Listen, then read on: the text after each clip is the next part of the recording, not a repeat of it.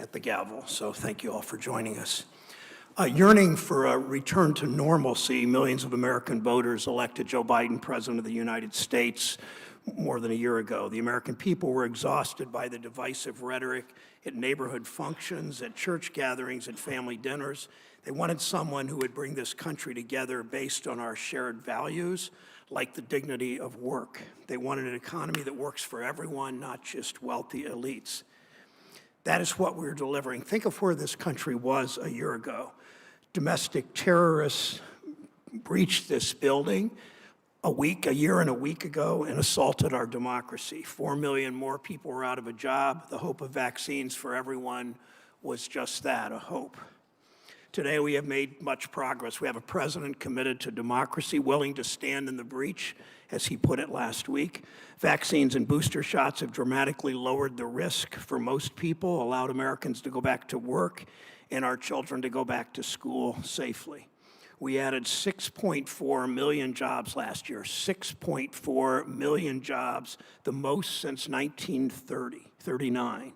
The nomination we consider today represents another step in President Biden's efforts to rebuild our economy. The president is putting results over partisanship, evidenced by the gentleman sitting at the table, renominating a Federal Reserve chair of the other political party. Jerome Powell served as chair of the Federal Reserve since 2018. He joined the Fed in 2012. He served the country before that in a number of different roles, Undersecretary for Finance at the Treasury Department during the George H.W. Bush administration. As chair, together with President Biden, he helped us deliver historic economic progress. We passed the American Rescue Plan, putting shots in arms and money in pockets. The unemployment rate dropped to 3.9%, down from 6.7% when President Biden raised his right hand. In December alone, we added 800,000 jobs, more than doubling economists' expectations. The economy has regained 84% of the jobs we lost since the pandemic hit 2 years ago. And for some of my colleagues who like to measure the strength of the economy only by the stock market, it was up 20% at the end of 2021. It last year hit record highs 70 different times. We passed an historic jobs bill, the bipartisan infrastructure package, a goal that presidents for decades, presidents of both parties, failed to reach. Chair Powell, along with Vice Chair nominee Lael Brainerd, whom we'll hear from later this week, led the Federal Reserve's unprecedented actions to stabilize our economy in the face of a global pandemic. To his credit, Chair Powell recognized the importance of full employment and what that means for all workers, particularly those at the margins of our economy. He held firm against attempts to politicize the Fed and prevented an economic downturn from becoming far, far worse. He understands the best way to bounce back from this crisis is to get the coronavirus under control with vaccines. Today, we're at a critical moment. For the first time in decades, workers are finally starting to get a little bit more bargaining power. Wages are growing faster than inflation, faster than we've seen in over a decade. Americans are leaving jobs that didn't work for them and their families. They're finding better ones, often with higher paychecks. Corporations call this, quote, a labor shortage. To me, it looks like the free labor market at work at its best. Of course, we still have challenges. We've seen severe supply chain disruptions caused by the pandemic because for decades, corporations put short-term profits over long-term resilience, lobbying this body for what turned out to be bad trade agreements and bad tax policy. The fragile supply chains stretching all over the globe are not easily fixed. These disruptions, along with corporate opportunism, are raising the cost of many consumer goods. That adds to the costs that have been growing more unaffordable for decades, from child care to prescription drugs to housing. While paychecks are starting to go up, wages are still far from keeping up with corporate profits. We've only just begun the work of empowering American workers in reorienting our economy from Wall Street to Main Street. Some are suggesting, though, that the Fed pull back on the support of the broader economy and make it harder for people to get jobs. That's generally what happens. Economist lingo tends to mask what we're really talking about when it comes to the Fed's work. So let's be clear. President Biden put it pretty well last week. Taking the example of the price of cars, he said we have two options. We can increase the supply of cars by making more of them, or we can reduce demand for cars by making Americans poorer. That's the choice we face. When people talk about cooling off the economy, what they really mean is making it harder for people to find jobs and stopping paychecks from growing. And we know how this goes. The cooling off never seems to extend to corporate profits or executives' pay. The Fed must not allow only Wall Street to recover while working Americans are left behind. We've seen that story unfold far, far too many times before. Today, banks are quietly celebrating one of their most profitable years ever with huge bonuses and payouts. The Fed must do more to stop consolidation in the banking industry from hurting consumers and small businesses. It must encourage more lending to Main Street and crack down on stock buybacks and risky bets at the biggest banks. And the Fed needs to take seriously the systemic risks that threaten our economic progress, like cryptocurrencies and stablecoins, and most importantly, climate change. Chair Powell's shown he understands, in his words, profound challenges for the global economy and financial system, unquote. If confirmed, we expect him to take what he's promised will be bold steps to tackle these risks. Chair Powell, Vice Chair nominee Brainerd have also begun important work with the FDIC and the OCC to update the Community Reinvestment Act. Regulations completing that update is essential to increase bank service to and investment in all the communities that have been left on their own for too long. We also expect reform inside the Federal Reserve System. It means increasing diversity at the Fed so that people making decisions for our economy actually reflect the workers who power that economy. It's something the Fed's entire history has been, frankly, shameful about. As Chair Powell said, if entrenched inequities prevent some Americans from participating fully in our labor markets, not only will they be held back from opportunities, but our economy overall will not realize its potential. Good words from the chair on that. Many of us have appreciated those words, but now we expect action. In all of this work, the American people must be able to trust that the Federal Reserve works for them, that officials aren't abusing their positions for personal gain. Recent revelations about the Fed's ethics scandal have confirmed a lot of people's worst suspicions about government officials. As chair of the Fed, Mr. Powell has a responsibility to restore that trust. The Fed plays a central role in how we want our economy to work. We can't have a Fed that returns to business as usual because, frankly, that just didn't work for most Americans. Chair Powell, President Biden nominated you to grow the economy for all Americans, not just those at the top, and to protect that growth from threats to our financial system like risky Wall Street schemes and crypto bubbles and increasing climate disasters. We expect you to meet these challenges. I believe you've shown the leadership to do so. We will be watching closely. Senator Toomey.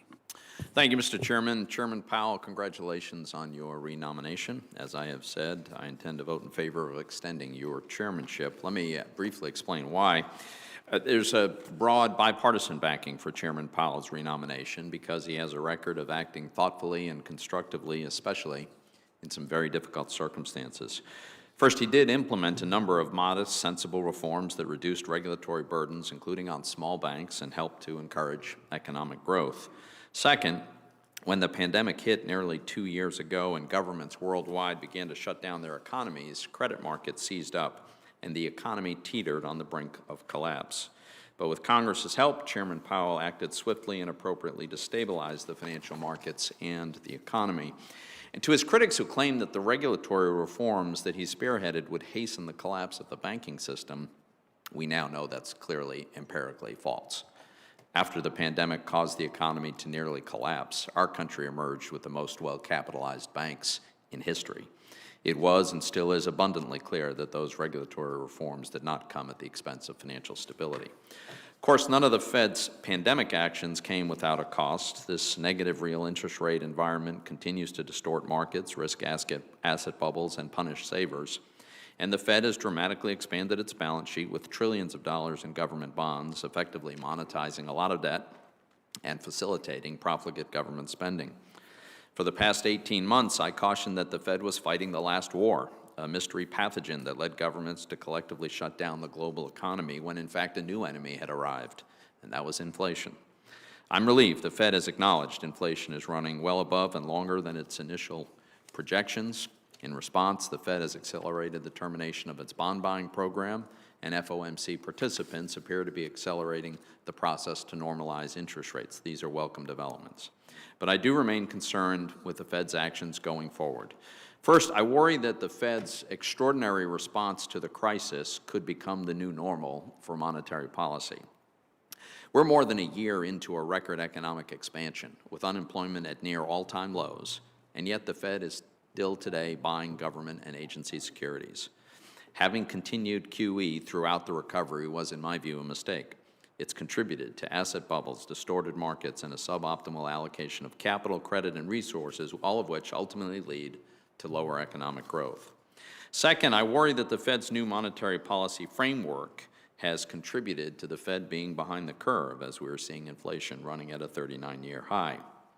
Under this new framework, the Fed intentionally tolerates above-target inflation for an indeterminate period of time. Under the old approach, the Fed may have acted last April when we first passed a 4% inflation rate. We haven't seen that in some time. Beyond monetary policy, I'm deeply concerned to see the Fed, especially at the regional banks, wade into politically charged areas like global warming and so-called racial justice.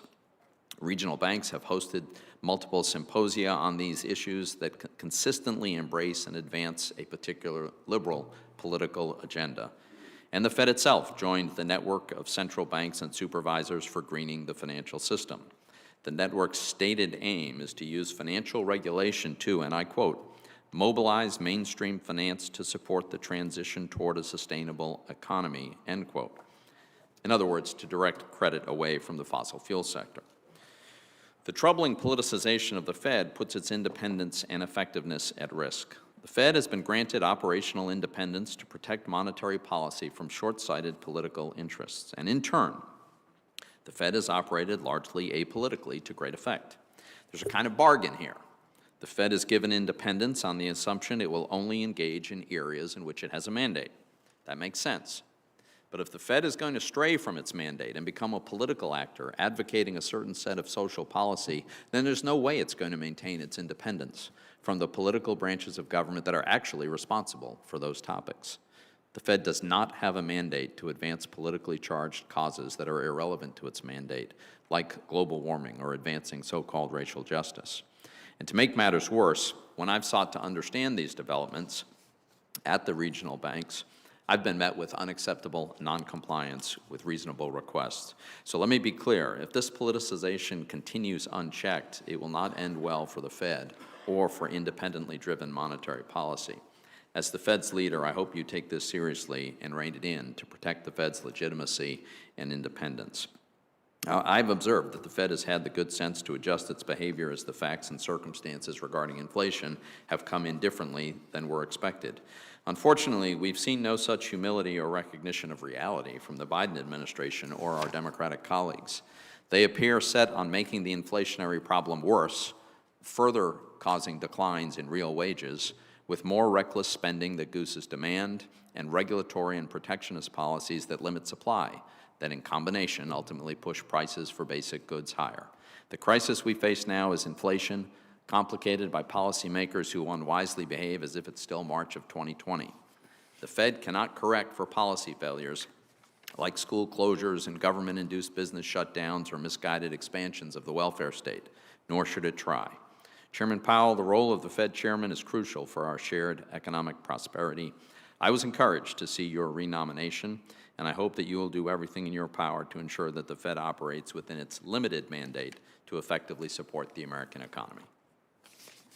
Thank you, Senator Toomey. Chair Powell, please rise. Raise your right hand, please. Do you swear or affirm that the testimony you're about to give is the truth, the whole truth, and nothing but the truth, so help you God? Do you agree to appear and testify before any duly constituted committee of the United States Senate? Thank you. Please be seated. Chair Powell, we welcome you to the committee. If you'd like to introduce family or friends, feel free. Please begin your testimony. Thank you.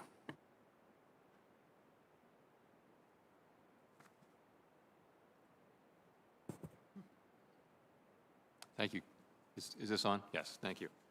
I didn't bring any family or friends here today in light of the limited seating circumstances, but I will mention them in my testimony. Thank you. Chairman Brown, Ranking Member Toomey, and other members of the committee, thank you for the opportunity to appear before you today. I'd like to thank President Biden for nominating me to serve a second term as chair of the Board of Governors of the Federal Reserve System. I would also like to thank my colleagues throughout the Federal Reserve System for their dedication, perseverance, and tireless work on behalf of the American people. Their commitment and expertise were essential to the Fed's response to the COVID-19 crisis and remain vital to the implementation of monetary policy as our economy continues to progress. Particular thanks go to my wife, Alyssa Leonard, and our 3 children, Susie, Lucy, and Sam. Their love and support make possible everything I do. My 5 siblings are all watching, or will later claim to have watched. And we are thinking of each other and of our parents today with love and gratitude. 4 years ago, when I sat before this committee, few could have predicted the great challenges that would soon become ours to meet. On the eve of the pandemic, the U.S. economy was enjoying its 11th year of expansion, the longest on record. Unemployment was at 50-year lows, and the economic benefits were reaching those most on the margins. No obvious financial or economic imbalances threatened the ongoing expansion. But this attractive picture turned virtually overnight as the virus swept across the globe. The initial contraction was the fastest and deepest on record, but the pain could have been much worse. As the pandemic arrived, our immediate challenge was to stave off a full-scale depression, which would require swift and strong policy actions from across government. Congress provided by far the fastest and largest response to any post-war economic downturn. At the Fed, we used the full range of policy tools at our disposal. We moved quickly to restore vital flows of credit to households, communities, and businesses, and to stabilize the financial system. These collective policy actions, the development and availability of vaccines, and American resilience worked in concert, first to cushion the pandemic's economic blows, and then to spark a historically strong recovery. Today, the economy is expanding at its fastest pace in many years, and the labor market is again strong. As always, challenges remain. Both the individual shutdown and the subsequent reopening of the economy were without precedent.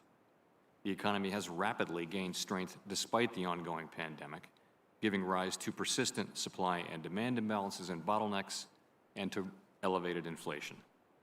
We know that high inflation exacts a toll, particularly for those less able to meet the higher costs of essentials like food, housing, and transportation. We are strongly committed to achieving our statutory goals of maximum employment and price stability. We will use our tools to support the economy and a strong labor market and to prevent higher inflation from becoming entrenched. We can begin to see that the post-pandemic economy is likely to be different in some respects, and the pursuit of our goals will need to take those differences into account. To that end, monetary policy must take a broad and forward-looking view, keeping pace with an ever-evolving economy. Over the past 4 years, my colleagues and I have continued the work of our predecessors to ensure a strong and resilient financial system. We increased capital and liquidity requirements for the largest banks, and currently capital and liquidity levels at our largest, most systemically important banks are at multi-decade highs.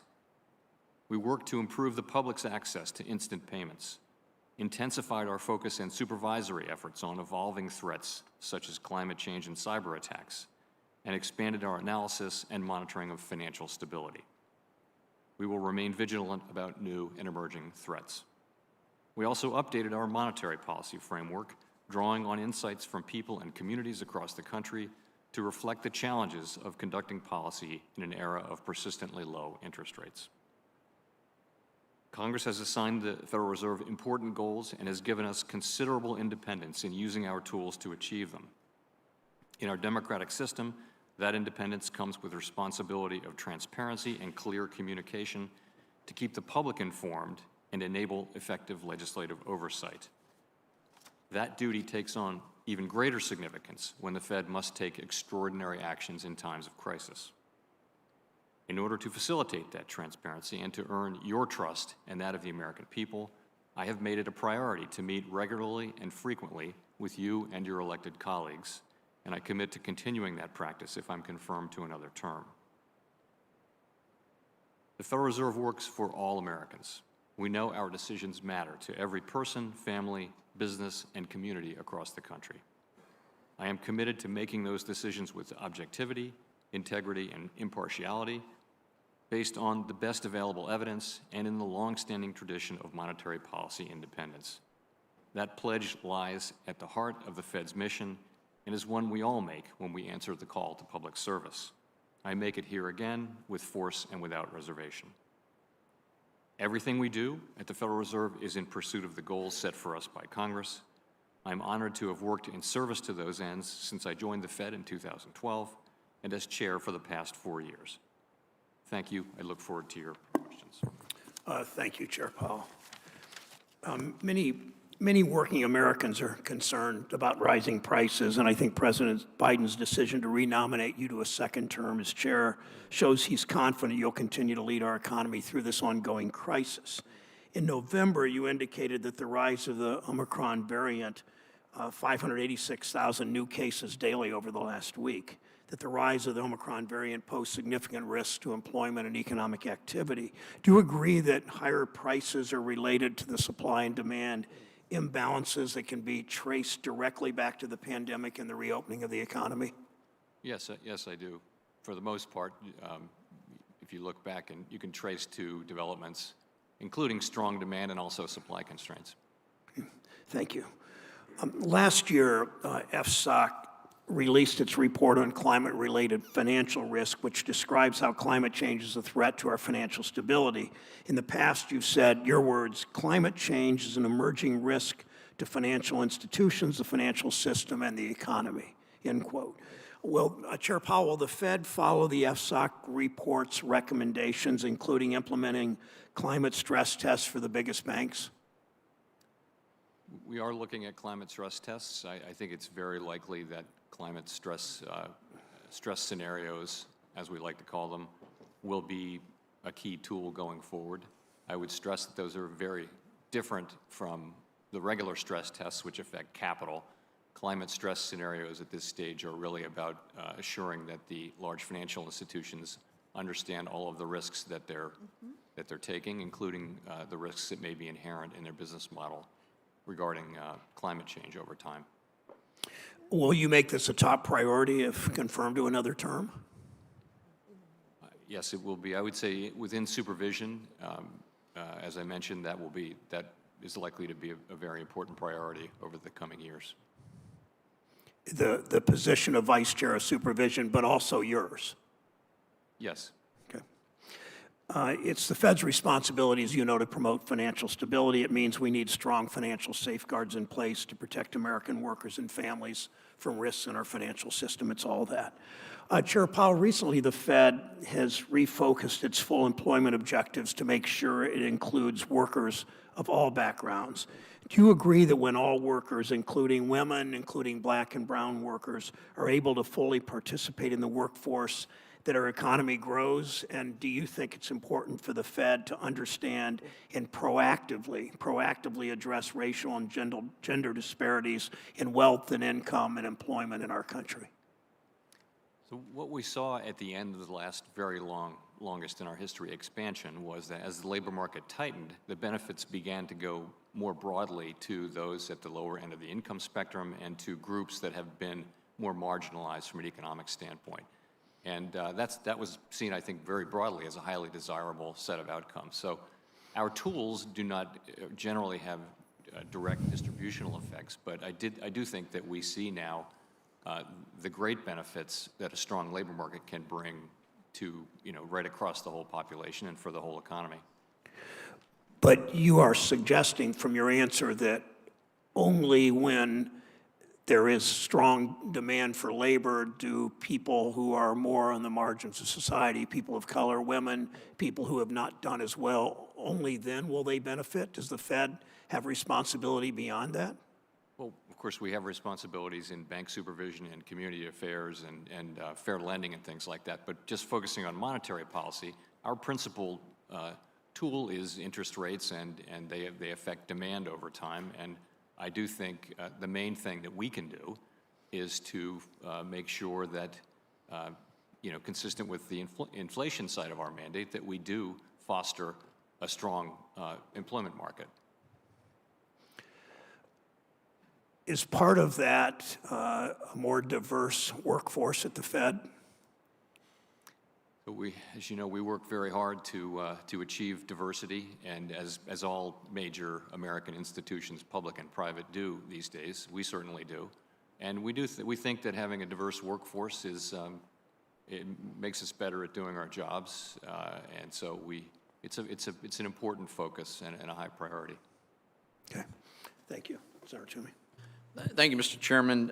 Chairman Powell, we all noted with great interest the shift in the Fed's focus, the acceleration of the tapering, and the indication that FOMC members expect now a series of interest rate increases this year.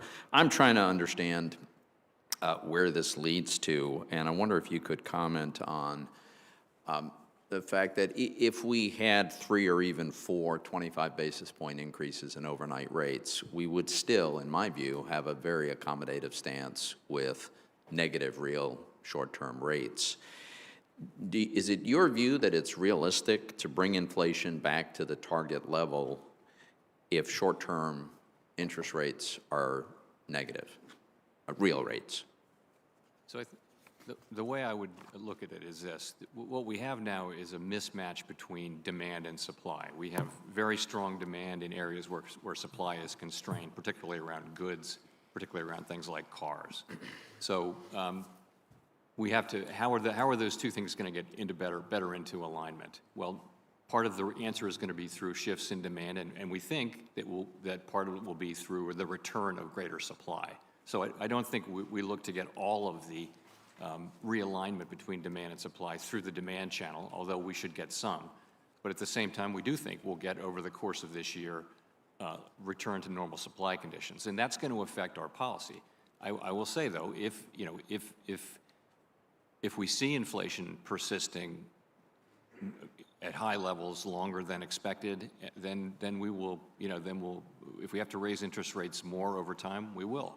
We will use our tools to get inflation back, and the main reason is this, that to get the kind of very strong labor market we want with high participation, it's going to take a long expansion. We can see that participation is moving only very slowly, and to get a long expansion, we're going to need price stability. Right. And so in a way, high inflation is a severe threat to the achievement of maximum employment and to achieving a long expansion that can give us that. I think that's a very important point. Let me also just ask you, as I mentioned, I understood the need for quantitative easing, the extraordinary measures that we're taking during the crisis, but I worry that the Fed's decision to continue to use these policies well after the crisis had passed, and in fact we're in the midst of a strong recovery, increases the risk of normalizing behavior like this bond buying. So I think it's your view that it's important that this not become normal routine part of Fed behavior. But could you clarify that? And if it is important that this not become a routine matter, how do we ensure that it doesn't? So I guess I would start by saying that the last 2 downturns there's been nothing normal about them. They've been 2 historically large downturns, one being the global financial crisis and one being the pandemic, and we were called to invent new tools and use all of our tools. If we had a regular way recession, a couple of quarters of negative growth, a typical recession, then the question would be, what do we need to do? And so in this era of very low interest rates, there's not going to be as much room to cut, but that would be the first thing that we would do. Now, just because we have been and probably remain in an era of very low interest rates, we would have to look at asset purchases as the next tool in line, but I don't think we'd automatically use it unless it was necessary. I would certainly hope we wouldn't automatically use it. I would hope that there would be a very, very high threshold to get over, especially when you consider the ways in which it distorts the allocation of capital.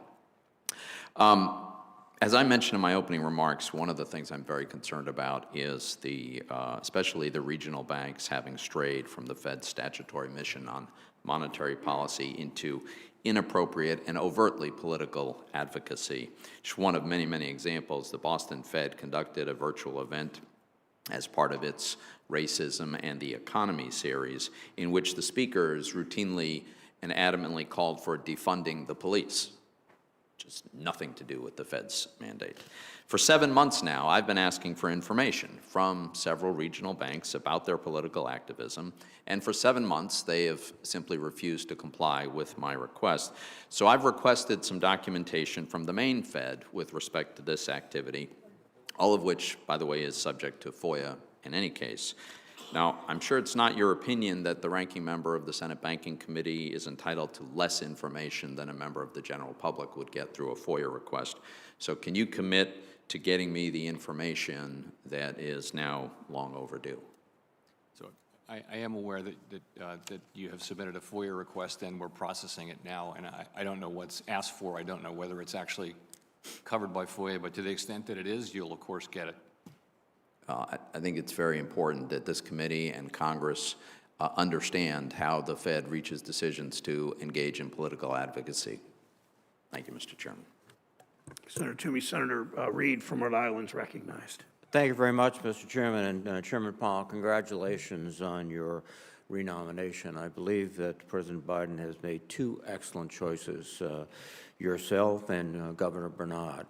I think you worked together hand in hand for many years. I think you'll be a superb team, and so I look forward to supporting your nomination and Governor Bernard's nomination also for vice chair. And let me join my colleagues in commending you for an exceptional job with respect to the pandemic. One of the interesting consequences of the pandemic and the employment market is that we've seen wages rise. In fact, we've seen them rise with respect to factory workers and non-supervisory personnel, about 5.8%.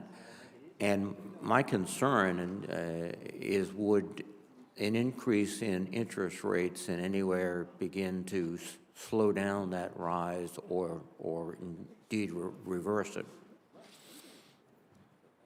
So like you, and I think like everyone, we think wages moving up is generally a good thing. But if you look back through history, there are times when wages have moved up in a way that has fostered persistent inflation, and that hurts everyone. It particularly hurts people on fixed incomes. So we don't see that right now, but we do see these are the biggest wage increases in decades, and so we're watching carefully. And you know, to the extent we are looking at this year, what we see is an economy where the labor market is recovering incredibly rapidly, really beginning around the middle of last year. The unemployment rate's been dropping at more than 0.3% per month since last June. It's now below 4%, which is pretty close to half-century lows. So that part of the employment market is doing very well. Meanwhile, inflation is running very well, very far above our target. And what that's telling us is that the economy no longer needs or wants the very highly accommodative policies that we've had in place to deal with the pandemic and the aftermath. So that's what that's really about.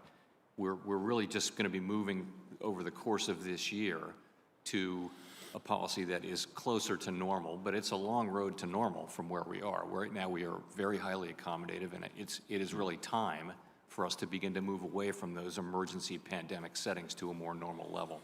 It really should not have negative effects on the employment market. Which it's ironic because, as you pointed out in your opening statement, when you took over, we had 11 straight years of significant economic growth, but that was not translated into the wages of most working people, particularly entry-level and non-factory workers, et cetera. And now we've seen a situation where that's reversed, and I would hope that we could continue that type of progress. And I know you'll be sensitive to that going forward. One of the interesting things about the situation we face now is that the Fed tools are probably most effective reducing overall demand. But a lot of what we're facing is supply problems. You know, the situation about automobiles, the problem there, in fact, I think used cars are so expensive, they're distorting the inflation numbers significantly, and that's a result of the shortage of microchips and other types of chips, which is a result of the pandemic. These are supply issues. So to what extent will your dealing with demand help supply? And maybe that's the real problem. No, it really won't. We really can't directly affect supply side conditions. And that's why I mentioned this really is a problem both of very strong elevated demand, particularly in a part of the economy, the goods sector, the durable goods sector, things like washing machines and cars and all of the things that people bought during the course of the pandemic when they couldn't spend money on travel and services.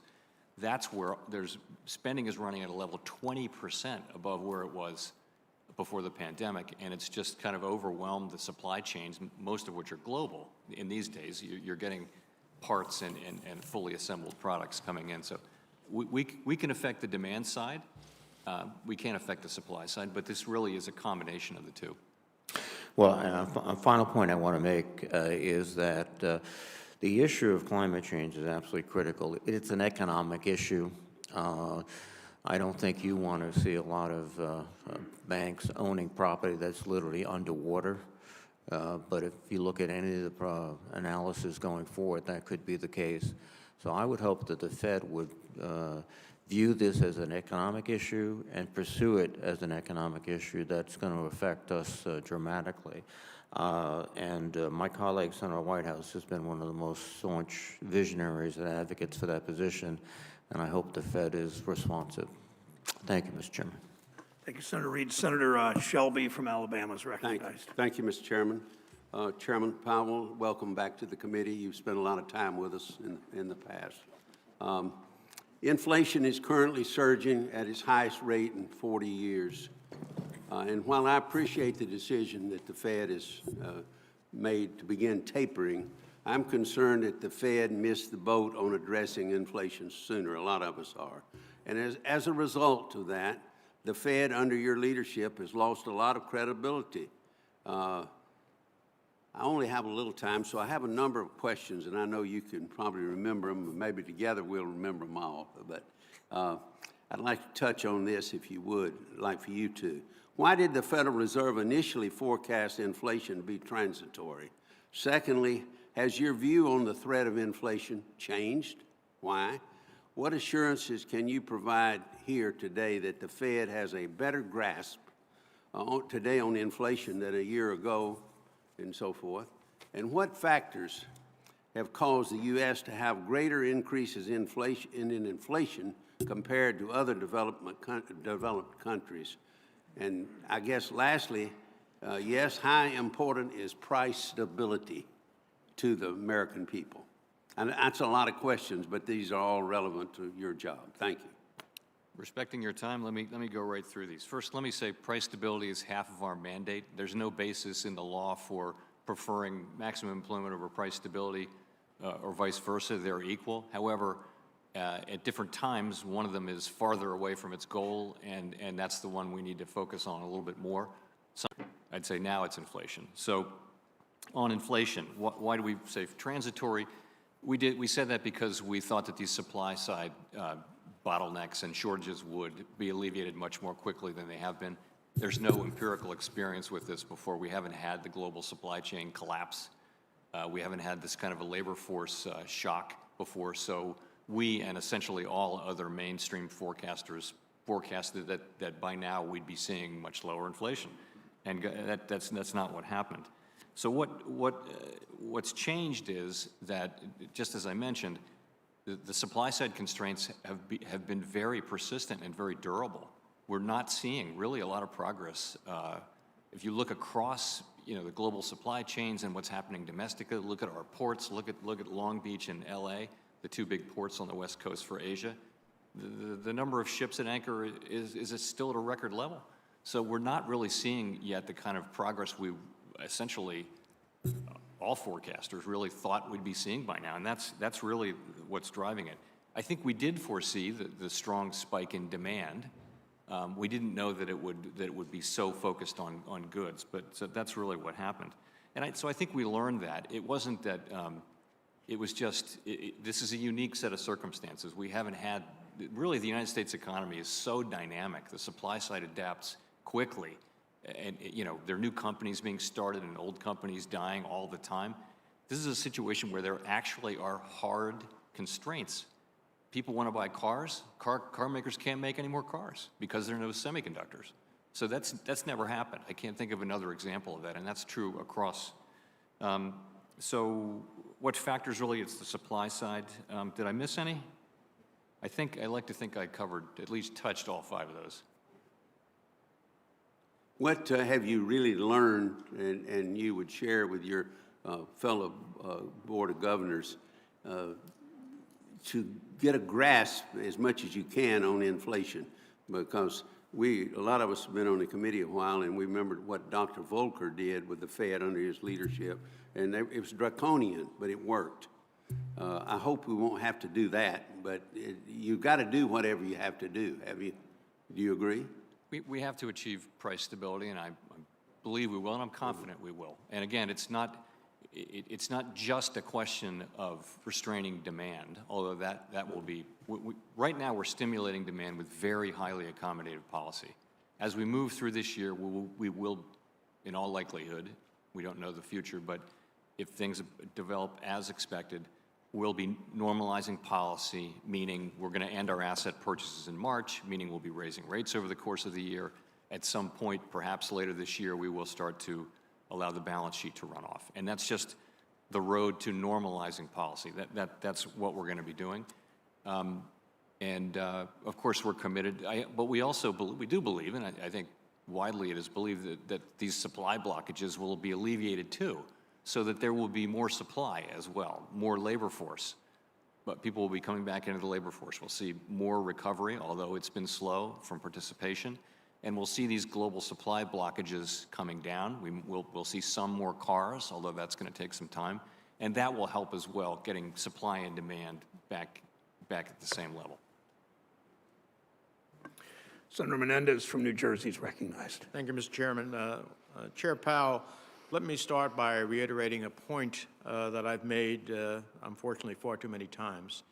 And the latest batch of nominees leads me to, once again, the conclusion that there is a serious diversity problem at the Federal Reserve. Latinos are the country's largest minority. They make up nearly 20% of the entire U.S. population. It's outrageous that they have no representation in Fed leadership. There's never been a single member of the Board of Governors or regional bank president that has lived the experience of being a Latino in the United States. And that means that the voices of 1/5 of the country's citizens are repeatedly drowned out when the Fed is making critical decisions on economic policy, decisions that affect whether a Latino family can afford their first home, find a job that pays a living wage, send their children to college, save for a comfortable retirement, or get a loan to expand their business. In late October, several of my colleagues and I sent you a letter requesting that you work closely with the Boston and Dallas banks to recruit diverse candidates for their open president positions. We received your response to that letter just last week, and I have to be honest with you, the lack of detail was thoroughly disappointing. I'd be expecting you to provide a more detailed update on the search process before your confirmation vote, including what specific changes you've made to the process and how they're going to lead to a more diverse candidate pool, and I hope that you will do that. While we face significant challenges with the Omicron variant and supply chain disruptions that are both causing families to face higher prices for a variety of goods, the fact is that we're experiencing a strong recovery from an unprecedented pandemic. Thanks to the American Rescue Plan and other policies put in place by Congress and the Biden administration, we gained an average of 537,000 jobs per month since President Biden took office. So, Chairman Powell, if you're confirmed, how would you continue to balance the Fed's dual mandate to keep price increases manageable while not dampening the strong job and wage growth that we've seen over the past year?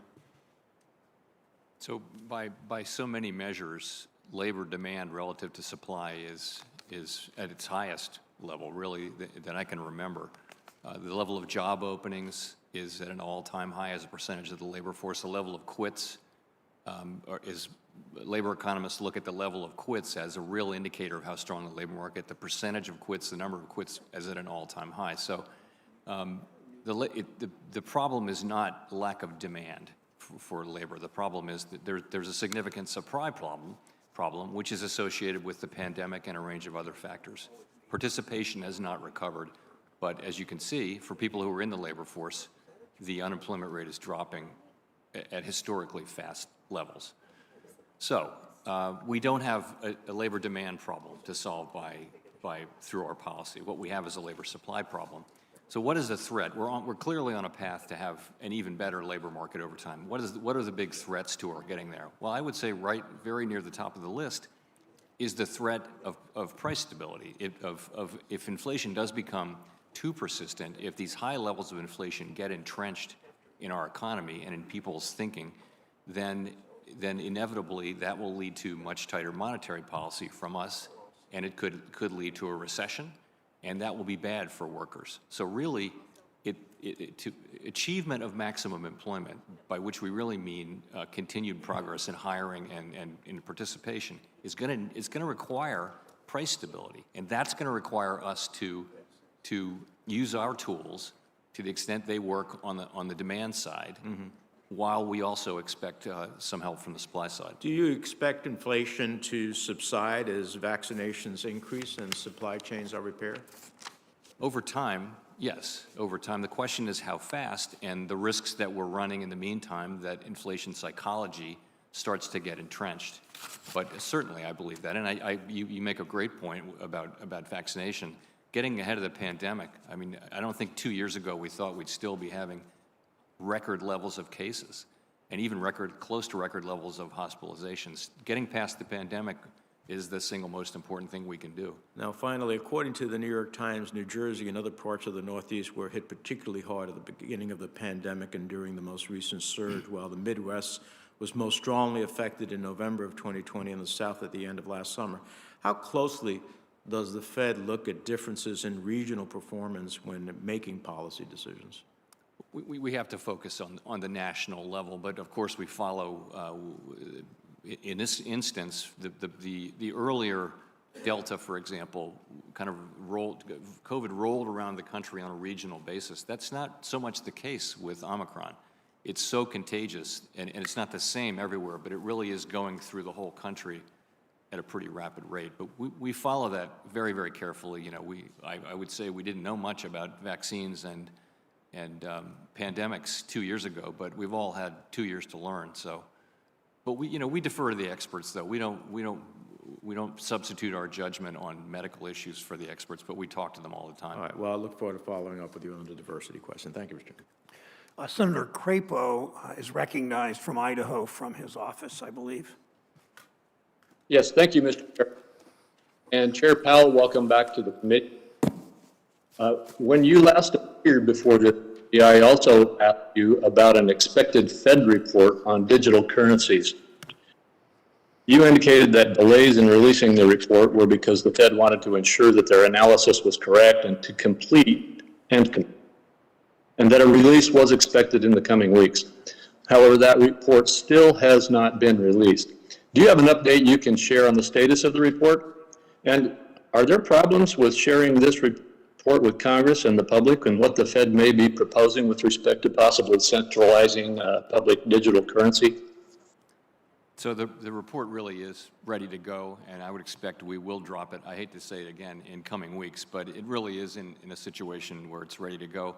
The fall for us, given changes in monetary policy and other things going on, it was hard we didn't get it quite to where we needed to get it, but it's effectively there now. And I will tell you, within weeks we will be publishing it. And by the way, it's more going to be an exercise in asking questions and seeking input from the public rather than taking a lot of positions on various issues, although we do take some positions.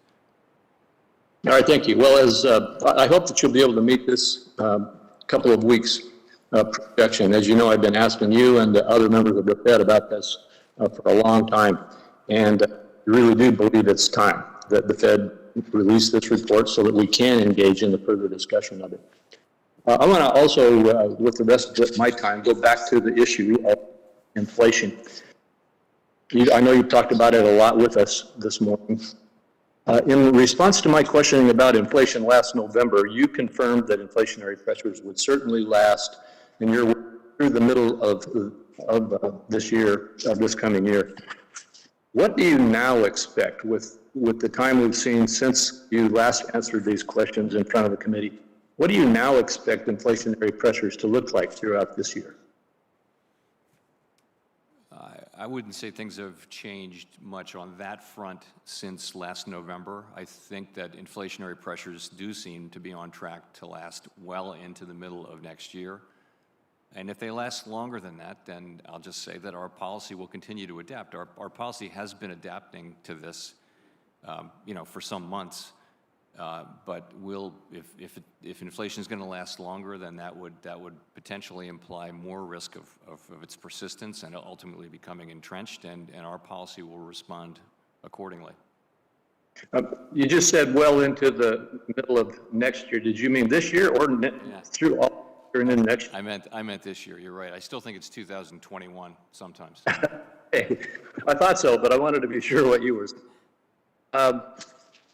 With regard to the question of what's going to happen over the next 3 to 4 months, as we try to deal with the inflationary pressures you've described, if consumer price inflation were to persist over the next 3 or 4 months at somewhere between 5 and 7%, as we are now seeing, and if the unemployment rate were to remain about where it is now, below 4%, what would you expect the tools that the Fed would need to use would be? And I noted in one of your responses on the inflation issue earlier today, I thought I heard you say that the Fed's overnight interest rate would still, even after you may use it as a tool, would still be very low. Could you just discuss I know you can't predict with specificity what the Fed would do, but could you discuss what you expect interest rates to look like as you utilize that tool?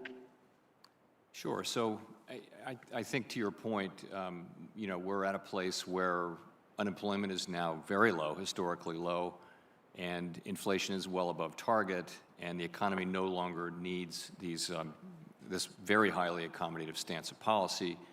And I would expect that this year, 2022, will be a year in which we take steps toward normalization. That will involve raising the federal funds rate. That will involve ending asset purchases in March. And perhaps later this year, depending on the run of things, we would also see ourselves beginning to allow the balance sheet to shrink. So that's what I think that's the broad picture of what I see happening. The committee hasn't made any decisions about the timing of any of that, and I think we're going to have to be both humble and a bit nimble here. If you go back and look at where we were a year ago today in the economy, vaccines were arriving. I think that in my thinking there was the idea that that'll really help us get past the pandemic, and it has helped a lot, but yet we're at all-time record cases and approaching record hospitalizations nationally. So the thing has stayed with us longer, and I think we're going to have to be open to the changing environment, and monetary policy is going to have to adapt as we learn more. And then we're going to learn a lot about the path of inflation, particularly as it relates to these supply-side blockages we've had over the course of the first 6 months of the year and every month, really. So do I understand, are you saying that if the pandemic remains problematic and aggressive, that would impact the timing of any decisions the Fed might make in terms of the federal funds rate? So I'd say it could, but you know, what's happened is the economy has made all these gains in the face of during 2021, we had two major pandemic outbreaks, two variant outbreaks, and really the beginning of 21 was dominated by a very strong wave of the original COVID. So, and yet the economy, we made tremendous progress in the labor market in 2021, and growth is at a multi-decade high in 2021. So I expect the economy to continue to be able to deal with these outbreaks. I think it is likely, though, if the experts are right and Omicron is going to go through really quickly and peak perhaps within a month and then come down after that, I think it's likely you will see lower hiring and perhaps a pause in growth and that kind of thing. But it should be short-lived. It should be, and then the economy, the forecast for the rest of the year, or certainly for the next quarter or two, would be a very positive one, very positive. And if that happened, would that increase the likelihood of Fed action to increase the federal funds rate, or would it delay that? If that all happens, I think what we're seeing is an economy that functions right through these waves of COVID, and my colleagues and I see that, and you see that every quarter we write down projections of interest rates. They're individual projections. They're not a committee plan or anything like that.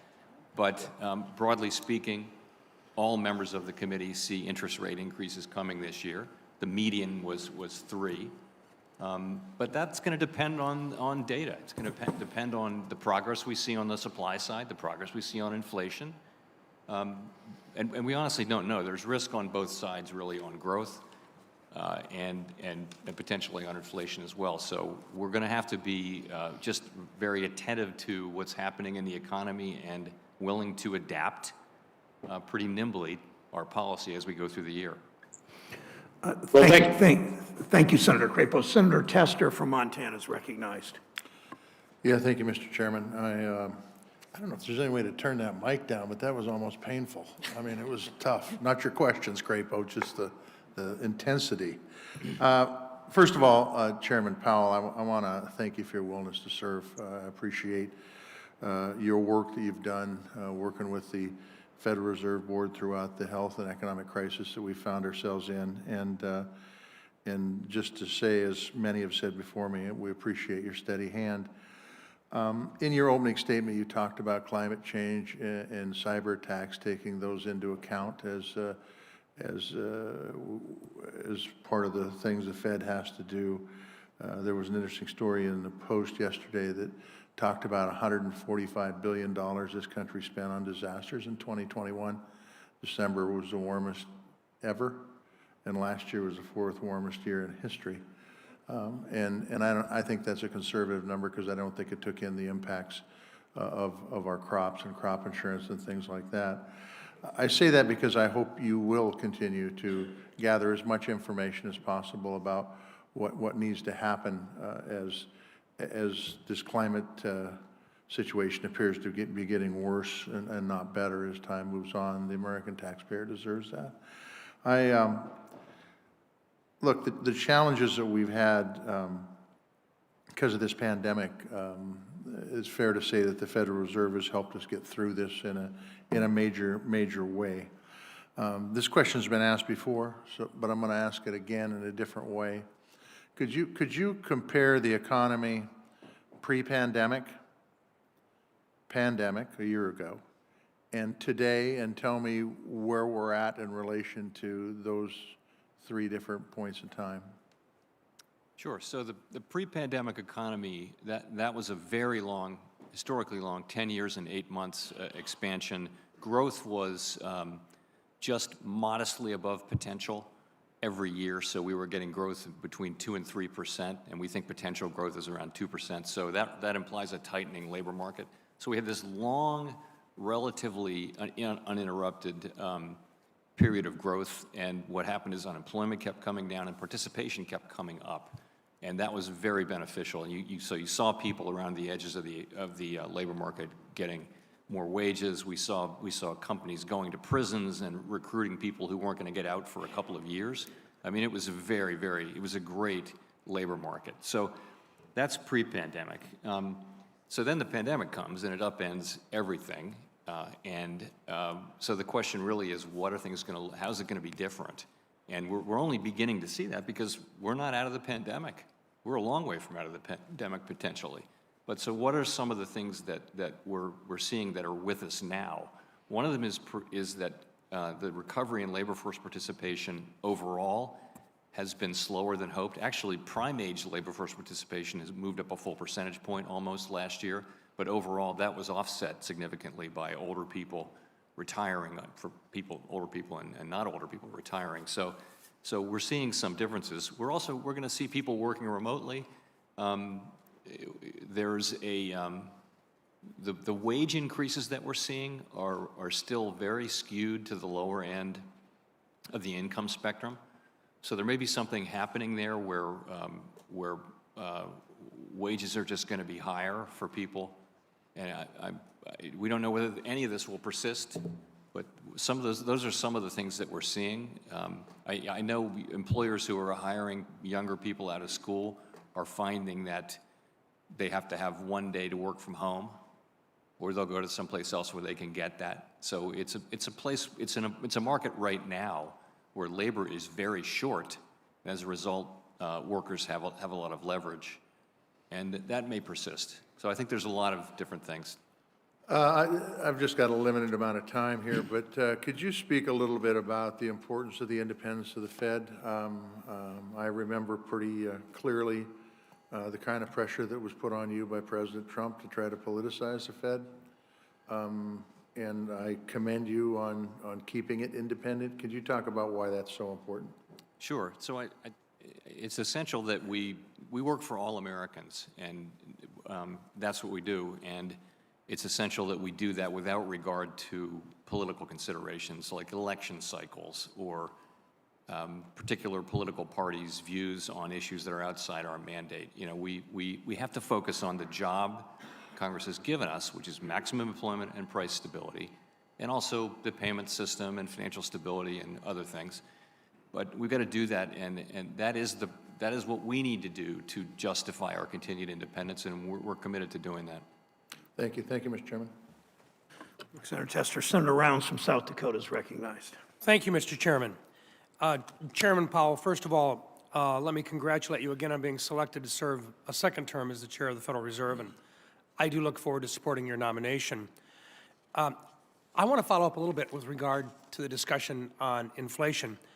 And consumer price index rose 6.8% in November. There appears to be a consistency along that line.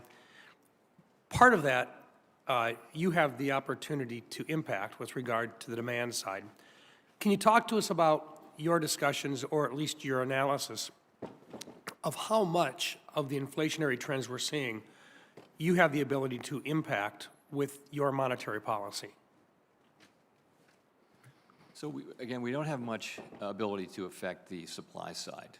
And if you look at where the really big contributors are to the overshoot from inflation, it's in the goods sector still largely, and that's cars, that's new, used, and rental cars, it's appliances and What about food? Goods. Food too. Hamburger at over $5 a pound? Yeah, no, and that's not something we can't, I'd say that there are supply side issues there too, as you and I have discussed, but those are really outside the range of our Be fair to say tools. petroleum products as well? Yes. Gas, price of gas at over $5 Yeah. a gallon. Those are items that are supply side. They are not the demand side, and yet That's right. you have a responsibility to try to, or at least your goal is to remain inflation at about 2% or so. Right. But the supply side of this is a significant part of the entire inflationary demand. Fair to say that your focus is on the demand side, not the supply side, correct? That is right. That's correct. So what percent of that inflationary trend, what percent of that are you trying to impact with the demand side monetary policy that you have the ability to impact? It'd be hard to break it down in that way. I would say it this way, though. Right now, our policy is very highly accommodative, so we're stimulating. We're not restraining demand at all at this point. We're encouraging it. We're trying to get to a place where we're more neutral and then perhaps tight, if that's appropriate. But it's not political in nature, it is economic in nature to say that the inflationary trends that we are seeing are partially from the ability of consumers with cash in their pockets to be able to pay a higher price. But second of all, it's because of the limitations and the bottlenecks that we find within the supply side of our economy, correct? Yes. So let's just take food as an example. I come from South Dakota where cows outnumber people, and yet we have producers there that on a regular basis talk about the fact that they don't see an increase in what they're receiving for livestock, and yet our consumers across the entire country are seeing huge increases in the price of meat. And in between them sit packers, 4 packers who control over 80% of the market, showing record high profits while consumers pay huge inflated prices. That's something which has to be dealt with policy and not necessarily something that the Fed can impact, correct? That's really a competition policy question, yes. Yeah. So do we have the same type of challenges with regard to other items that people consume on a daily basis? And by that I mean petroleum products are something that I truly believe that the price rise in petroleum in 06, 07 really impacted the ability of people to actually pay their mortgages or pay their rent, or for that matter, they were going to put food on the table before they were going to pay a mortgage. Do we have a similar type of situation developing here with regard to individuals that are trying to get to work, paying a higher price for their gasoline, and now they're seeing the possibilities of other things going by the wayside?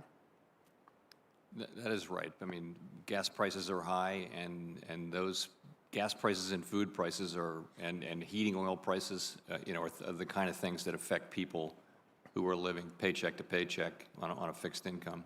And not necessarily something that you can do at the Fed, but nonetheless, it does impact inflation, and it's something that would probably have to be addressed with the regulatory environment that we have within this country today. We can have marginal effects on demand, but we really, when it comes down to energy and food, those are largely importantly influenced by supply side issues.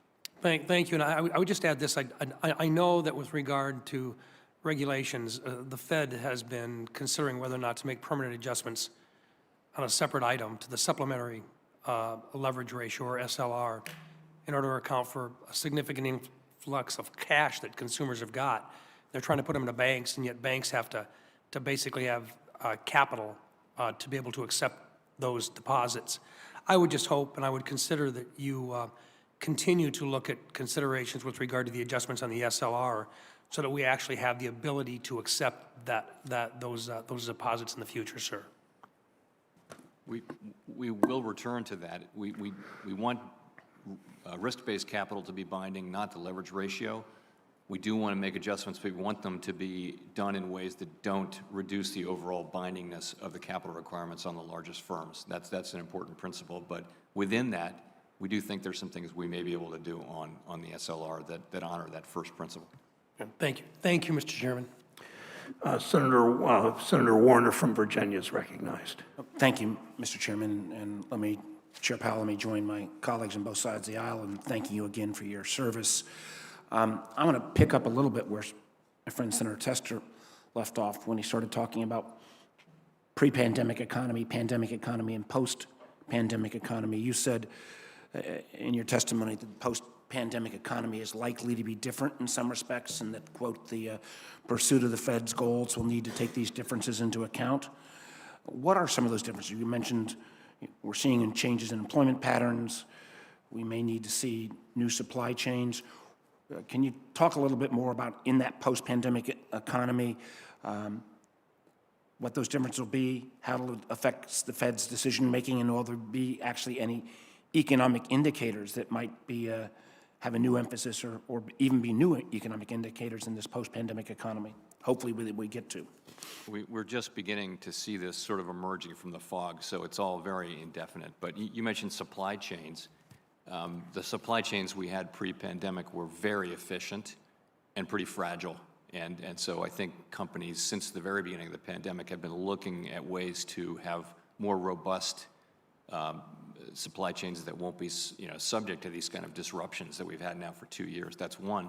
Another I mentioned earlier is labor force participation has been much slower to come back than we had hoped for. The level of employment that's consistent with price stability is something that can evolve over time, and we have to deal with the economy as we find it. Right now, we have very high inflation and wages at multi-decade highs, which are not causing the current inflation at all, but something that we're watching. And we want participation to come back, but it's been quite slow. We have to deal with the fact that it probably will take a long expansion to draw people back into the labor market. Just to speak of two, there are many others. Well, for example, would childcare be one of those factors? We still have a large percentage of the workforce, particularly women in the workforce's participation is still down. If we don't find a way to provide adequate, affordable childcare, is that not going to be a long-term disruption? It's clearly weighing on participation still, although participation has moved back up among women as well. But that part of the economy is suffering from a lack of workers as much as any part is, and so that weighs on participation by people who depend on childcare. Yes. I also think that on the supply chains, a lot of us at the beginnings of this pandemic raised concerns about being dependent on sole source, for example, whether it's the base chemicals that go into our pharmaceutical drugs or PPE coming from China. I think some of these changes are going to be permanent. We now at the Congress needs to act to make sure that we don't maintain that dependence, but something I think we're going to need to continue to revisit. I want to come to another topic that you and I have talked about a long time. Out of the pandemic, we saw a disproportionate effect on minority communities. We lost 440,000 black-owned businesses. A lot of the delivery mechanisms that we put in place on the Paycheck Protection Program, well-intentioned, but clearly minority-owned businesses didn't do as well. I'm a big believer, and I thank folks on both sides of the aisle. I want to particularly call out my friend Mike Crapo on this. We got a lot of money into the CDFIs and MDIs, but there still remains challenges for these organizations. For example, in light of after the murder of George Floyd, private sectors indicated they were going to put up about $200 billion to help deal with racial wealth gap issues. But we continue to hear that there are a number of entities that might want to, for example, invest in MDIs, minority-owned depository institutions, with no intent of changing control, but they can't make those investments because of potentially triggering that regulation on change of control. I think we're going to need some regulatory review here. I think as well, we need to look at, for example, a non-emergency discount window that would be geared towards CDFIs and MDIs, modeled after the seasonal discount windows that already exist on a non-emergency basis. Can you speak to how you and the Fed can work with me and others on this committee to make sure that CDFIs and MDIs that are going to continue to play, I think, an increasingly important role in serving underserved communities don't get blocked by some of these regulatory barriers? Yeah, so we've talked about this a lot. We're very focused on what we can do to support CDFIs and MDIs. We did see in the recovery from the pandemic in a number of cases where they were the ones who were there in poor communities delivering credit, and to a great extent. So they were in some cases pretty effective. Nonetheless, so what are we doing? As you know, under ESIP, we've been working with the other banking agencies to make sure that those loans and investments can be made in a way that gives attractive capital treatment. There's a range of things that we're doing. We do want to foster investment in CDFIs and MDIs under the law. And well, I would just ask that we can continue this offline, but for those entities and private capital that wants to come into these institutions with no intention of trying to take over control, whether we set up a different class of stock or some ability for the private capital to flow into these without triggering the change of control requirements that frankly at this point prevents a lot of those investments. So I appreciate what we've worked on so far, but much more to do. Thank you, Mr. Chairman. Thank you, Senator Warner. Senator Tillis is from North Carolina, is recognized. Thank you, Mr. Chairman. Chair Powell, thank you for being here. You mentioned in your opening statement you committed to regular and frequent contact. I can attest to the fact that you have regularly contacted my office, and anytime we've had a request for a conversation, you've been very prompt, so I appreciate you for your responsiveness. I want to talk a little bit about the current extraordinary inflationary pressures and the tools that the Fed has to deal with it.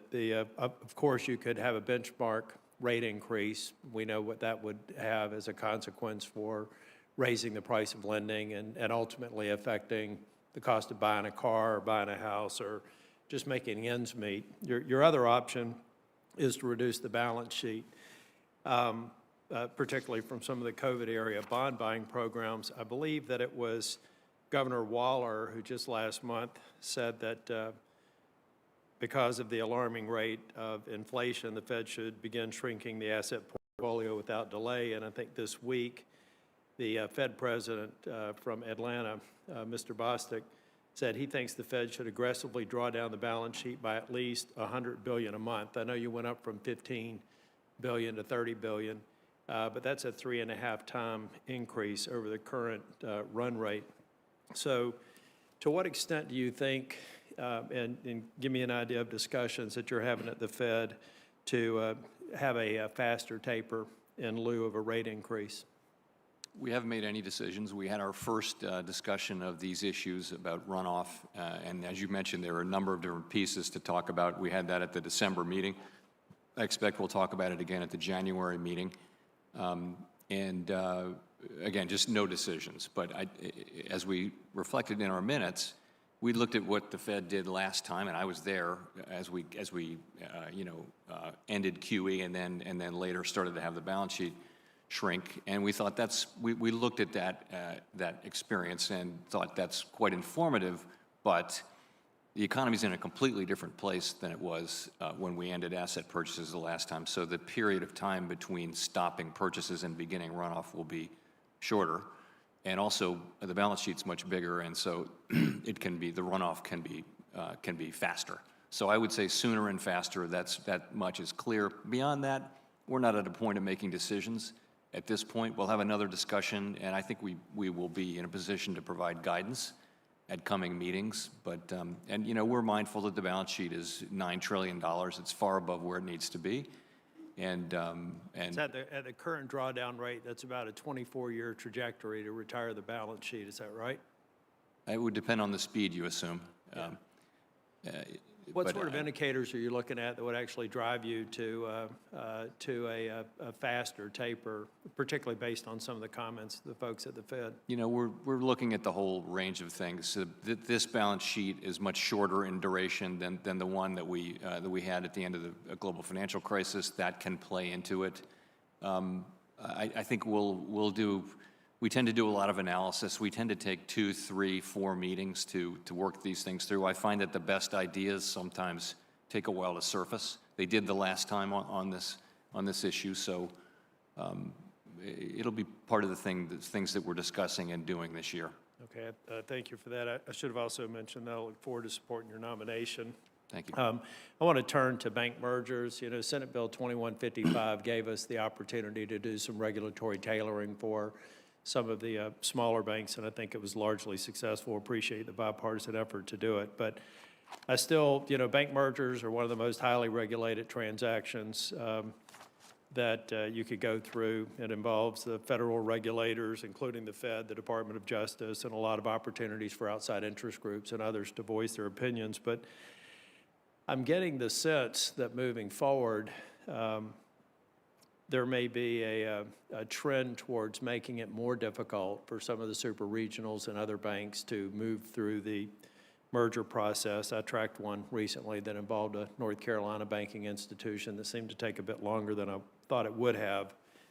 So Can you give me an assurance that there isn't a sort of increasing bias on the part of the federal regulators to make it more difficult for some of these super regional and smaller banks to actually get through a merger and acquisition process? Or am I missing, is this a trend that I should be concerned with? Or do you believe that the financial regulators are still in a position to allow that ecosystem to continue to evolve, which I personally believe is very important for the viability of the U.S. banking system? So we're still applying the law hasn't changed and our practices haven't changed. We're still working our way through, the applications that we have in front of us. Okay, and I'll submit a question for the record on the status of the Fed payment system. Thank you. Thank you, Mr. Chair. Thank you. Senator Warren from Massachusetts is recognized. Thank you, Mr. Chairman. So since President Biden took office, we've added more than 6.4 million jobs, the most jobs that have ever been added to the economy in U.S. history. But over the past few months, families have faced higher prices at the grocery store, at the gas pump. Addressing inflation is one of the Federal Reserve's most important jobs. And if we're going to solve this problem, then we need to understand why it's happening. So if we can, let's start with Econ 101. Chair Powell, in markets with lots of competitors, are companies' profit margins generally likely to stay low? That is, in competitive markets, are profit margins likely to stay steady, modestly above the cost of labor, materials, and capital? I mean, microeconomics would tell you that all other things equal, you'll compete down to your marginal cost. Good. And in markets with greater concentration and not much competition, are corporations generally able to raise prices and increase profit margins, all else being equal? So the connection between concentration and market power is not as clean as we might think it might be. In some of the industries that have concentrated, there actually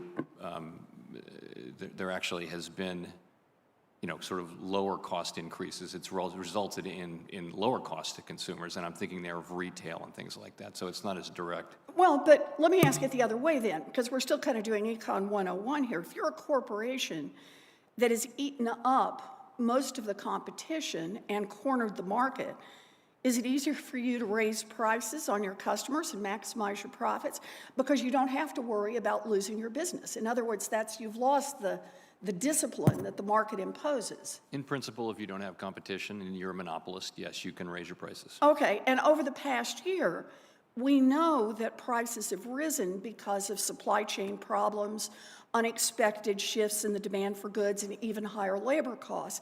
But if corporations were simply passing along these costs in highly competitive markets, would the company's profit margins have changed much? So many things affect those that calculation. In principle, you could be right, but well, it's very much not what we're seeing right now. Today, nearly 2 out of 3 of the biggest publicly traded corporations in the country are reporting fatter profit margins than they reported before the pandemic, which doesn't sound like they're just passing along costs. So let me ask you, does that increase in profit margins combined with greater market concentration in industry after industry suggest to you that some corporations may be passing along increased costs and at the same time charging more on top of that to fatten their profit margins? that could be right. It could also just be, though, that demand is incredibly strong, and that they're raising prices because they can. Well, that's the point. They're raising prices because they can, and they're not being competed down. Market concentration has allowed giant corporations to hide behind claims of increased cost to fatten their profit margins. So the consumer pays more, both because the corporation faces higher costs and because, as you put it, because the corporation can increase prices. The reason I raise this is that higher prices have many causes, and we can't overlook the role that concentrated corporate power has played in creating the conditions for price gouging. Now, before my time expires, I want to ask you about one other important topic, and that is about climate change. Mr. Chair, when you came before the Banking and Housing Committee last July, you said that the transition to a lower carbon economy could, quote, lead to a sudden repricing of assets or entire industries, and that we need to be in a position to deal with all of that. Why is it important for the Fed to assess risks related to climate change in order to fulfill its mandate? So our role on climate change is a limited one, but it's an important one, and it is to assure that the banking institutions that we regulate understand their risks and can manage them. And it's also to look after financial stability. And with financial stability, the issue really is, can something from climate change arise to the level that would threaten the stability of the entire financial system? So that sounds like more in the nature of what you were reading, something in the nature of transition risk, where some unexpected government policy change happens, which could potentially create disruption. Well, the world is running out of time to deal with the climate crisis, and the Fed has an important role to play here, and I hope the Fed will step up. Last thing, Chair Powell, I sent you another letter asking for more information about the Fed's ethics scandal, and I asked for a response by next Monday. Can I receive your assurance that I'll get that response by next Monday? I'll have to look into the status of that. You'll get either a response or we'll update you on where we are. Okay, I'd like to have a response. Okay, very important. Thank you. Thank you, Mr. Senator Chairman. Kennedy of Louisiana is recognized.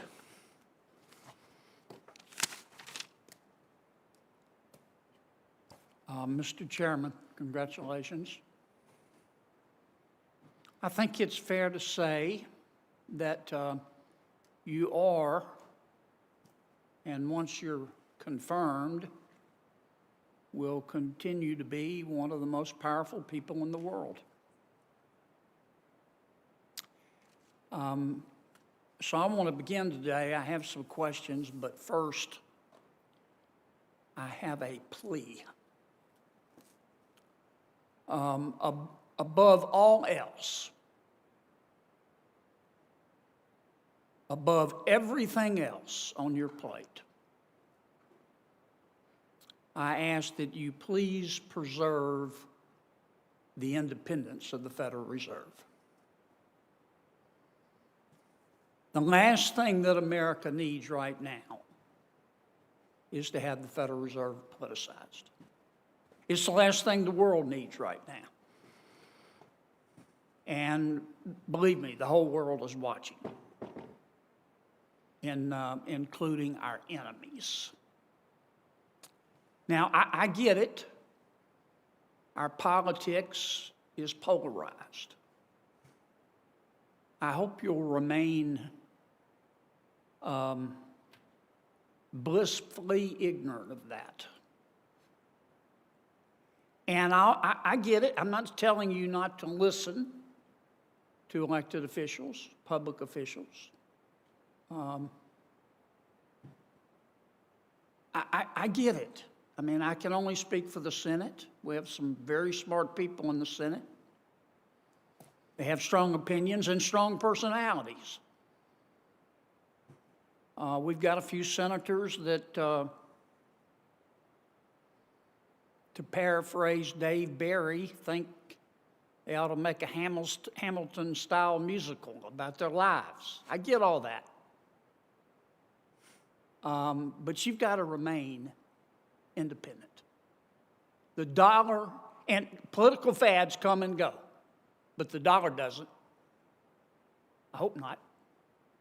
The dollar underpins the entire world economy. Politicize it at your own risk. Let me shift gears. Question. Professor Keynes, about whom I know you know more than I do, but Professor Keynes has seen a resurgence in the last few decades in his number of followers. And of course, we both know, Professor Kane said, one way to get out of a recession is to have the government spend money it doesn't have, to deficit spend, to stimulate the economy. But Professor Kane said something else that the media doesn't usually quote. He also said, when you get out of the recession, pay the damn money back, didn't he? Didn't he say that? Yeah, I was gonna add that. What he said was it's okay to do deficit spending, but you should be doing surplus, in good times to sort of keep it. Yeah. Now, behind me is a chart of our public debt going all the way back to, I think, 1990. You don't have to be Euclid to see that the direction is up. And it's been up under Republican administrations, and it's been up under Democratic administrations. It's been up under Democratic and Republican Senates and houses. It's up. So here's my question to you. At what point, how much is too much? At what point in your judgment are we going to hit the point where you have to say, no, that's it. We can't do any more. It's hurting the world. It's hurting our country. So we don't know when that is. And as the world's reserve currency, demand for our paper is very strong. If you had shown that and then asked somebody 15 years ago to predict what interest rates would be, they wouldn't be predicting that the 10-year would be at 175. No. Right? So there'd been a lot of demand. But they would have predicted that the debt was going to go up.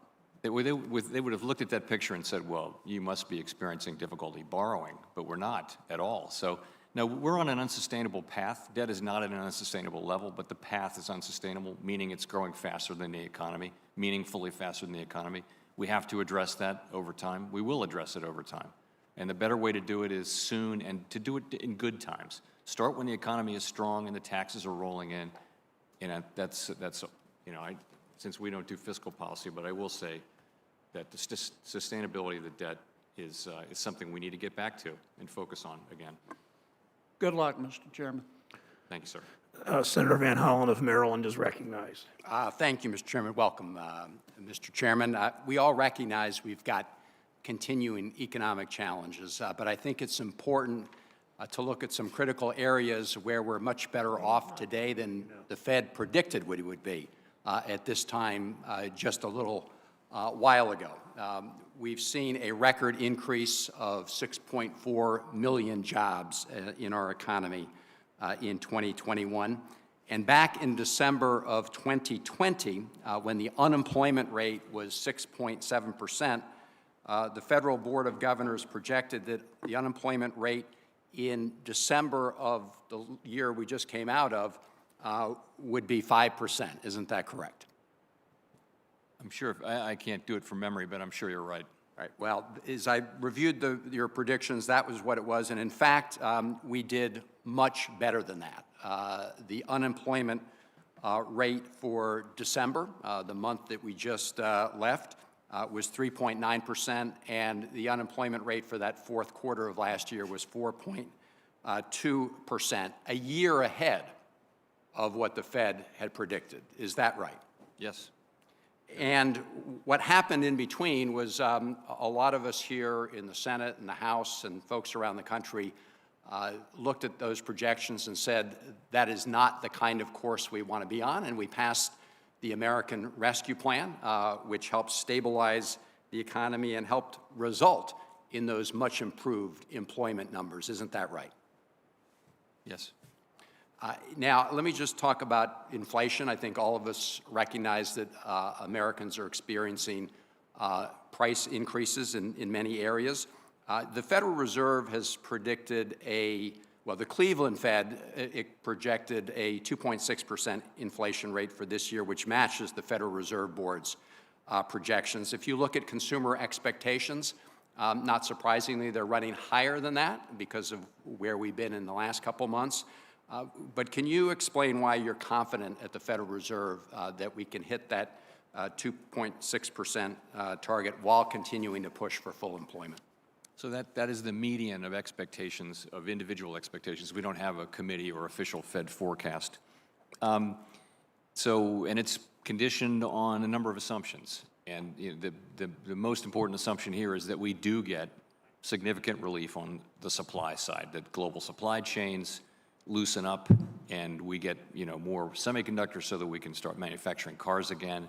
That's essentially, that's going to be a big part of getting inflation back down. Part of it will also be our moving from a very highly accommodative policy to a somewhat less accommodative policy, but still accommodative. But a lot of it will come on the supply side. Right. And on the supply chain issue, there have been recent reports of progress in a number of supply chain bottlenecks. Can you just speak to your perception of where that stands? Yeah, so it's just, you've always see a few snowflakes, but it doesn't amount to a storm yet. If you look at the Port of Los Angeles, Port of Long Beach, record numbers of ships still at anchor. We did see, and this may be what you saw, that inventories are moving up and delivery times have shortened, and that's a good thing. But on the other hand, Omicron can really, particularly if China sticks to a no COVID policy, Omicron can really disturb the supply chains again, although it could be briefer this time. So I think the picture is, we wouldn't want to say, I wouldn't want to say that it's decisively improving yet, but we're watching it carefully.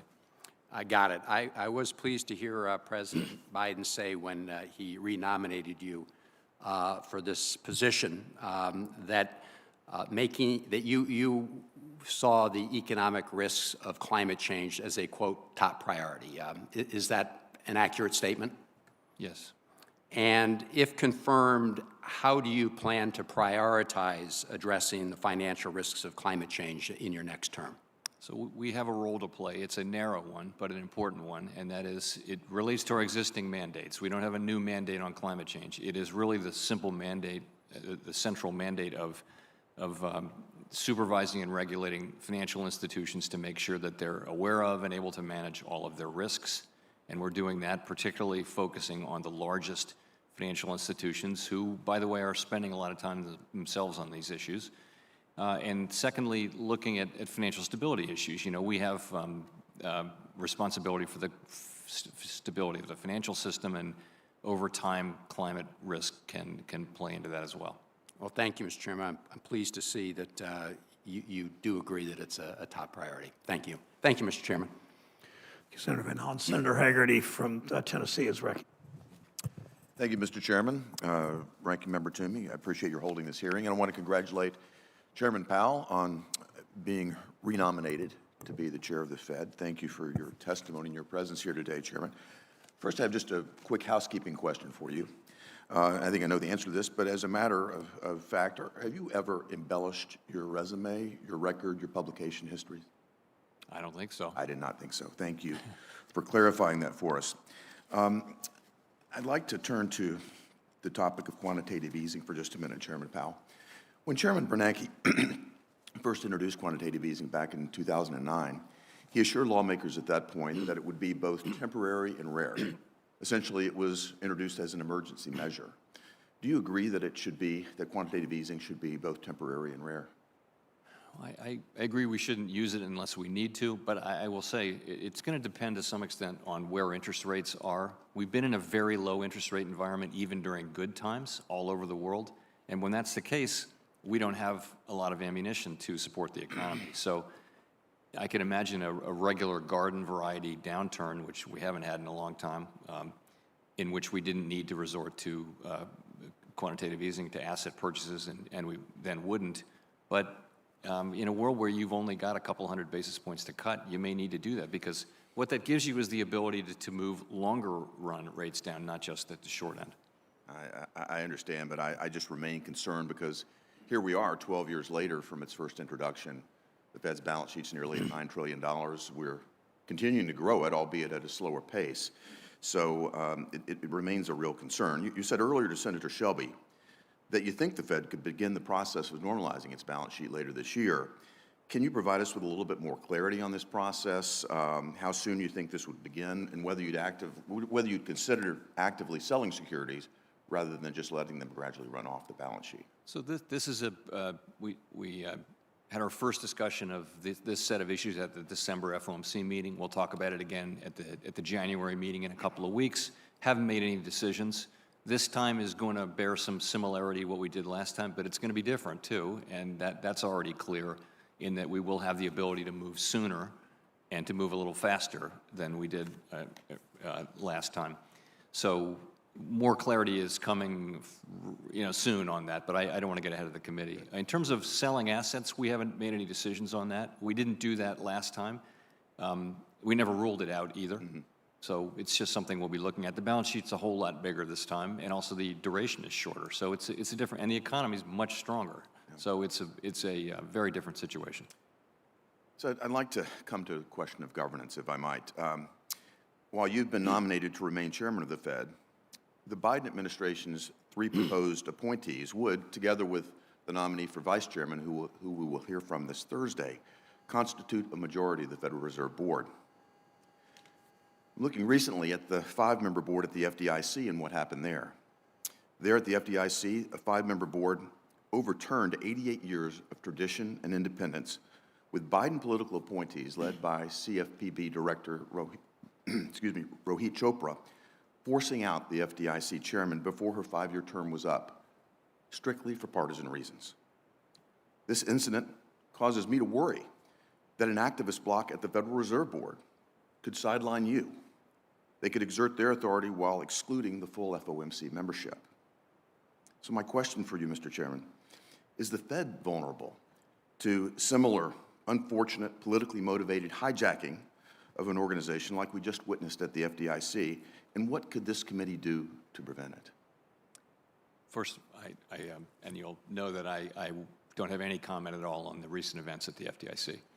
So at the Fed, monetary policy is conducted by the Federal Open Market Committee, which includes the 12 Reserve Bank presidents, and in total there are as many as 12 voters. Yeah. So we'll always have a balance of governors and Reserve Bank presidents. Regulatory policy is really the business of the Board of Governors, and there are as many as 7 governors and a majority is 4. We do have a history at the Fed of working collaboratively and coming together and getting consensus on issues, and I would hope that certainly is my intention, that is my nature, and I will work hard to make sure that things stay that way. And as a member of this committee, I'll work hard to support you in that, to maintain that posture as well. Thank you, Mr. Chairman. Thank you. Thank you, Senator Hagerty. Senator Cortez Masto from Nevada is recognized from her office. Thank you, Mr. Chairman. Chairman Powell, it's good to see you again. Thank you always for taking the time to answer my calls, meet with me, answer my questions. So appreciate it.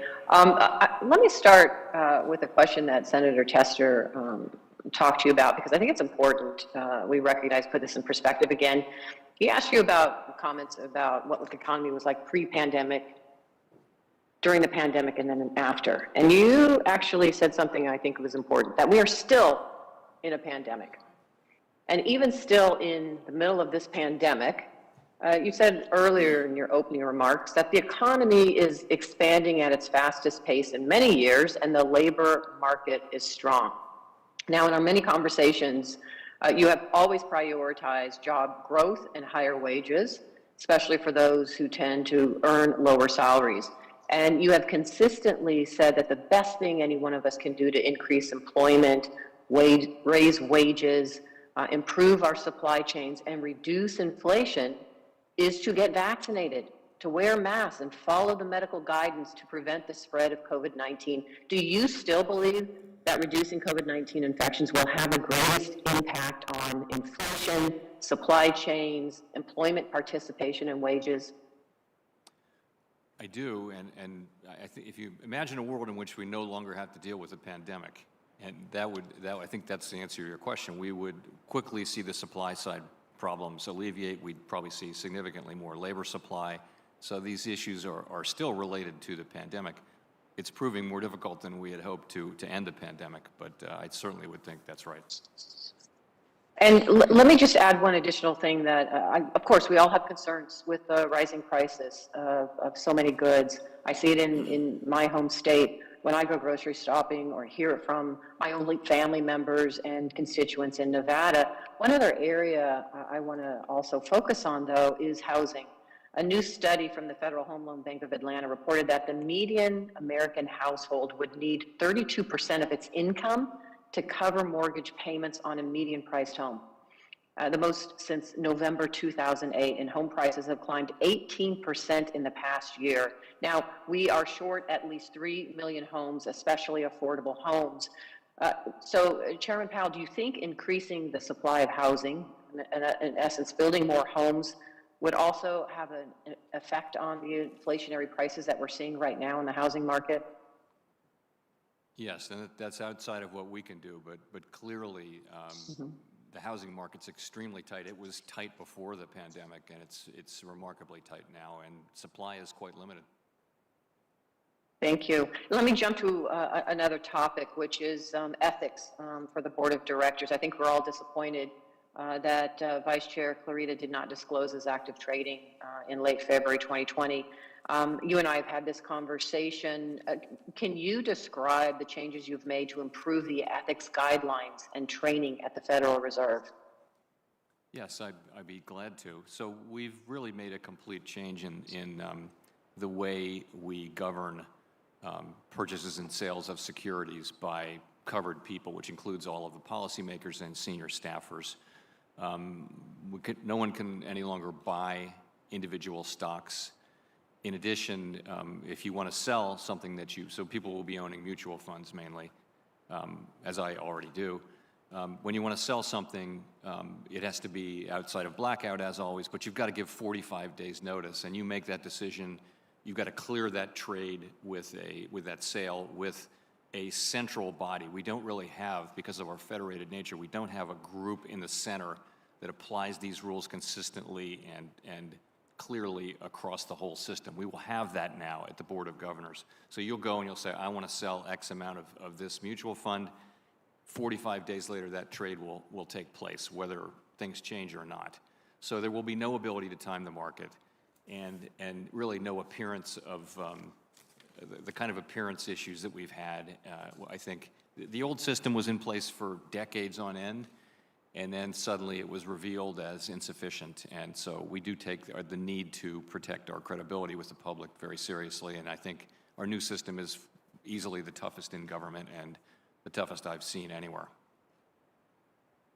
Thank you, Chairman Powell. Mr. Chairman, thank you.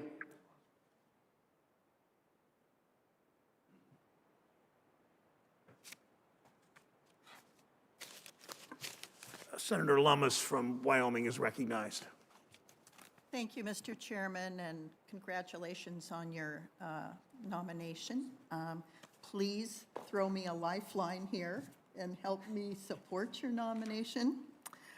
The Fed's website today says that the Federal Reserve will ensure the provision of payment services to all depository institutions on an equitable basis, and to do so in an atmosphere of competitive fairness. But that's not the case at all, Mr. Chairman.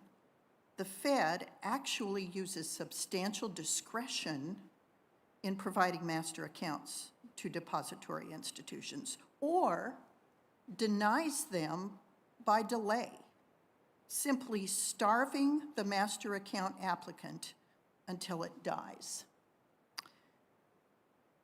And that's true even though every single federal court that has ever looked at this issue disagrees with the Fed's assertion of substantial discretion. The Greater Buffalo Press and Jet Courier Services cases in the Second and Sixth Circuits found that the Federal Reserve services were, quote, available to all banks. The Fourth Corner Credit Union case in the 10th Circuit from 2017 said the same thing. The Federal Reserve Act says that a depository institution is any institution eligible for deposit insurance. The FDIC says, in General Counsel Opinion 8867, that an entity is a depository institution if it is creating deposit liabilities out of customer assets and is characterized by state law as a bank. As you know, Chairman Powell, I'm terribly concerned about the manner in which Wyoming's special purpose depository institutions are being treated by the Federal Reserve. We've discussed this. What is your reaction to this? So, as we discussed, there are novel charters, and the SPDIs are one of them, and we want to be really careful because they're hugely precedential. They're very important from a precedential standpoint. And so we've been looking carefully at this, and I would say there are good arguments for viewing SPDIs as depository institutions for this purpose. And I think we're looking carefully at it. I do think we'll make some progress on this, and we could talk about it more offline. But I think you do understand that we start granting these. There'll be a couple hundred of them pretty quickly, and we have to think about the broader safety and soundness implications. And it's just hugely precedential. That's really why we've taken our time with it, and we appreciate your bringing it to my attention, and so we can continue to talk about it. Well, as you know, it's been well over a year, and I've been stonewalled for well over a year. My state has been stonewalled for well over a year. You know, you mentioned in your testimony today that we can begin to see that the post-pandemic economy is likely to be different in some respects. My job is to represent Wyoming's best interests and to ensure the Fed is preparing itself for the post-pandemic economy and to promote responsible innovation, as you mentioned in your statement. You know, I asked your staff for an update on the SPDI charter last week, and I've yet to receive a response. And as we discussed in December, I believed I would receive a response by today. So my disappointment is profound. My frustration is profound. And for now, I'll just leave it at that. But I will say thank you for your dialogue with Senator Kennedy and Senator Hagerty today. I thought those were encouraging dialogues. And once again, Chairman Powell, throw me a lifeline. I yield back. Thanks, Senator. Senator Smith of Minnesota is recognized. Thank you, Chair Brown and Ranking Member Toomey, and welcome to the committee again. Chair Powell, it was, as always, it was good to talk with you yesterday, and I want to just say, Mr. Chair, that I think that together, Chair Powell and Lael Brainerd would make a great team at the Fed, and I think you're a strong combination. So, Mr. Chair Powell, I'd like to ask you about where we are with employment and how this relates to the decisions that the Fed is making. Last week, the Bureau of Labor Statistics released job numbers from December, as you know well, and thanks to the American Rescue Plan, and I would also say the hard work and grit and innovation of Americans, the unemployment rate has dropped to just 3.9%, which is really a remarkable and historic recovery from the beginning of the pandemic. I'd note that in my home state of Minnesota, in November, the unemployment rate was even lower. This is really an incredible accomplishment. And you and I have discussed this before, how it is useful to unbundle, though, these aggregate numbers so that we understand a little bit more about what's happening, we understand that it's a more complicated story. For example, amongst black workers, the unemployment rate remains stubbornly high at 7.1%, more than twice what it is for white workers.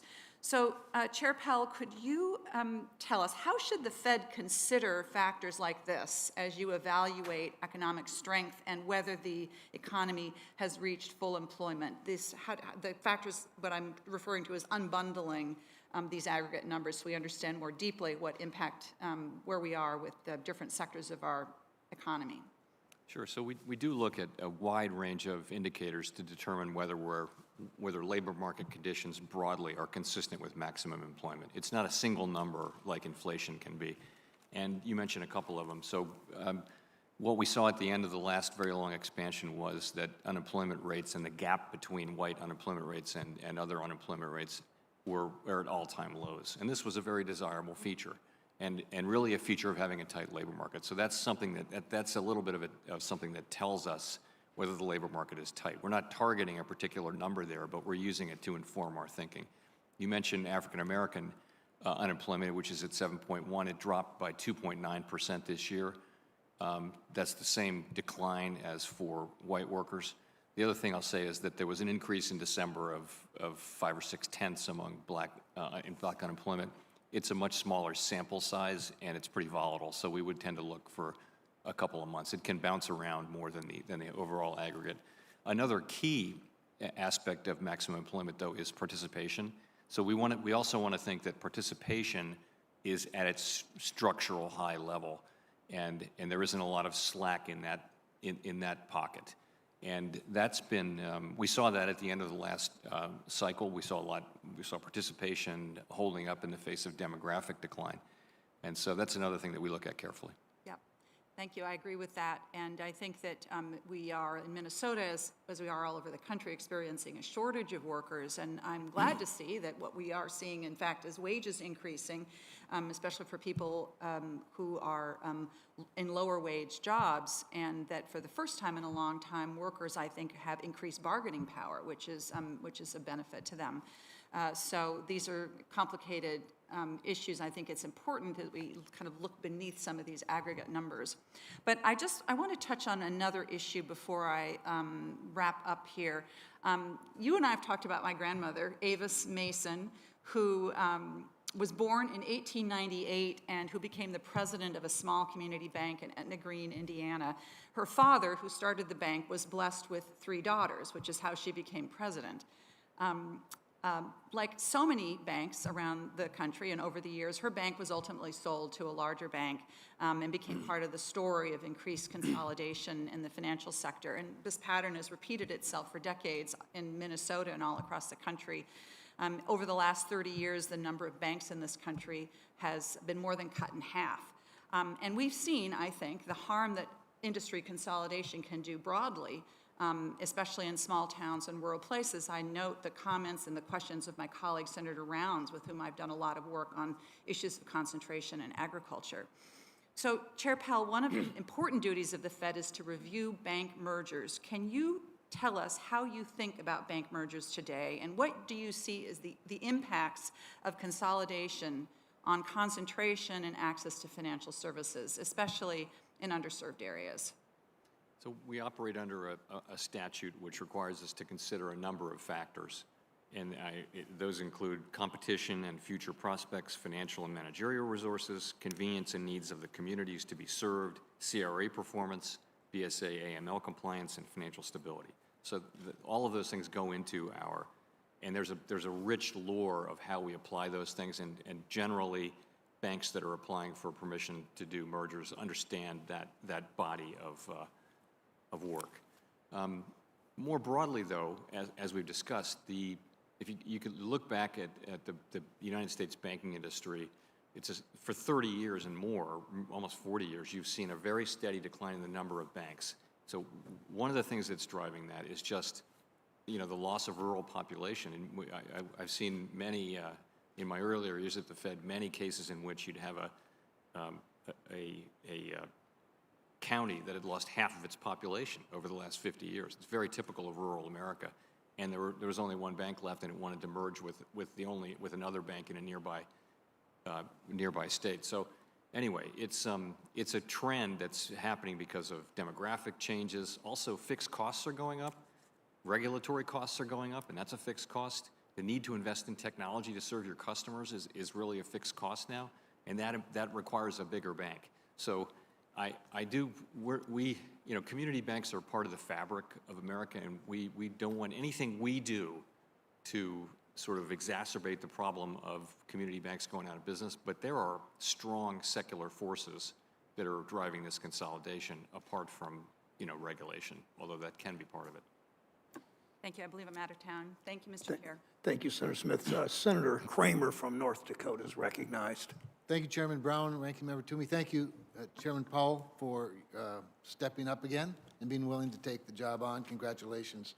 I'm going to go back to a question somebody asked probably an hour and a half ago, a very high-level point that one of my colleagues made, and I don't remember which one, but he said, in congratulating you, that President Biden clearly has confidence in your ability to lead our economy through this crisis.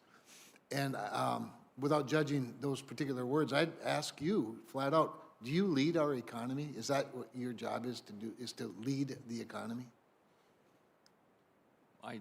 I'm responsible for an agency that has specific narrow mandates. I wouldn't want to characterize it one way or the other. Yeah, I wouldn't either, quite honestly, but I have great respect for and confidence in our free market economy with a very light regulatory touch. That said, I also want to associate myself with Senator Kennedy's strong word of encouragement to keep the Fed independent. That is why I respect you so much. Chairman Powell, under the previous president, you maintained independence, and we would certainly hope and expect that you'd continue that independence under the current administration. I want to, you've touched on this, but I want just a little further clarification, because somebody, I think it was Senator Menendez, asked you how do you balance the two mandates, of course, price stability and maximum employment. I thought you did a pretty good job. I want to give you a chance to make it even clearer. And maybe I'll help with the way I form the question. Doesn't price stability naturally lead to a strong economy, which naturally leads to maximum employment? In other words, you talked, I think, in your answer that we focus on whichever one's needs the help the most at a given time. That's my paraphrase of it. But perhaps you could just elaborate a little bit on it. Sure. So most of the time, monetary policy works the same way for both of them. Usually inflation is low when the economy is weak, when unemployment is high. And so you cut interest rates, and that helps unemployment go down and helps inflation move up, back up to 2%. So usually that's the case, almost all the time. In rare occasions, though, you have a situation where the two sort of goals are not complementary, and we've had a little bit of that here. I'm not sure we have it anymore, but the idea being that we were far from maximum employment. That's no longer the case, but inflation was really high. So I think the situation today is more correctly characterized as we're very rapidly approaching or at maximum employment, and we're far away from our inflation tool. There's no basis to prefer one of the two goals over the other, but our constitutionally adopted document at the Fed, our Statement on Longer Run Goals and Monetary Policy Strategy, says when this is the case, we look how far something is from the goal and how long it'll take to get to the goal, and we look at the other goal, and we use our tools. And I think in the current application of that provision would say you need to focus on getting inflation under control, because you're not going to have maximum employment unless you have price stability. I agree. Thank you. Well said. In fact, with that in mind, what I worry the most about with the Fed, and you and I have discussed this previously, is the mission creep that I think both clouds and frankly complicates that main mission of price stability. If you're having to sit around and you have to hire people that are going to assess climate risk, as an example, as though banks themselves aren't already considering that, which, by the way, climate risk, in my mind, is really regulatory risk. Because climate is a global issue. It's not a domestic issue. It's a domestic issue to the degree it's a global issue. But what I worry about is the natural outcome of further regulations in the climate sphere, and that's what we're talking about with the climate stress test, or cyber stress tests or any other number of tests, but climate in particular. The natural outcome is that we're going to somehow transfer our climate guilt to other countries who don't have our environmental and labor standards. In other words, we don't do anything to help the climate except have more imports from faraway places that are much larger polluters than ours. So I have to tell you, I'm a little worried, I'm quite worried actually, mostly worried about the mission creep at the Fed, should we continue to add these extra things that you have to be focused on. And I would just ask for a response to that, and then my time will wrap up. Well, I agree with your principle, which is that we got to stick to our knitting if we want to remain independent. I really do. And you know, I guess I would say climate is appropriate for us as an issue to the extent it fits within our existing mandates, and I think it does, you know, in the sense of it's another risk over time that banks are going to run, but we're not, you know, we're not. The broader answer to climate change has to come from legislators and the private sector. I agree. Thank you, and I look forward to supporting your confirmation. Thank you. Thank you, Mr. Chairman. Thank you. Senator Ossoff is recognized from his office. Thank you, Mr. Chairman, and thank you, Chair Powell, for joining us. Congratulations on your renomination. Chair Powell, are you prepared, if necessary, to act with agility, flexibility, and speed if inflation risk to the upside manifests in the coming months and quarters? Yes. I am. And what do you assess to be the level of risk that inflation surprises to the upside in this year? Well, I would say it this way. My expectation is that we will see some relief on the supply side as the year goes on. By that I mean global supply chains will start to loosen up. The shortages will start to be lesser. If that doesn't happen and if we see inflation becoming even more persistent and even higher, then I think the risk of it becoming entrenched in the psychology of businesses and households and people, I think that increases, and that would indicate that we would respond. Thank you, Chair Powell. You've noted that the Fed and many mainstream economic forecasters had difficulty anticipating the supply chain bottlenecks, the labor shortages, the difficulty with which the global economy would add supply in response to the return of demand and demand stimulated by government policy. How can the Fed improve its modeling such that it's not surprised by those macroeconomic dynamics in a future crisis? So I think this is a unique situation. We don't have 10 pandemics to look back on and say, oh, these are the common features when the global economy shuts down to deal with a global pandemic. It was all just new, and it wasn't, the problem, strictly speaking, isn't the models, it's the assumptions you put in the models, right? So I wouldn't blame the models.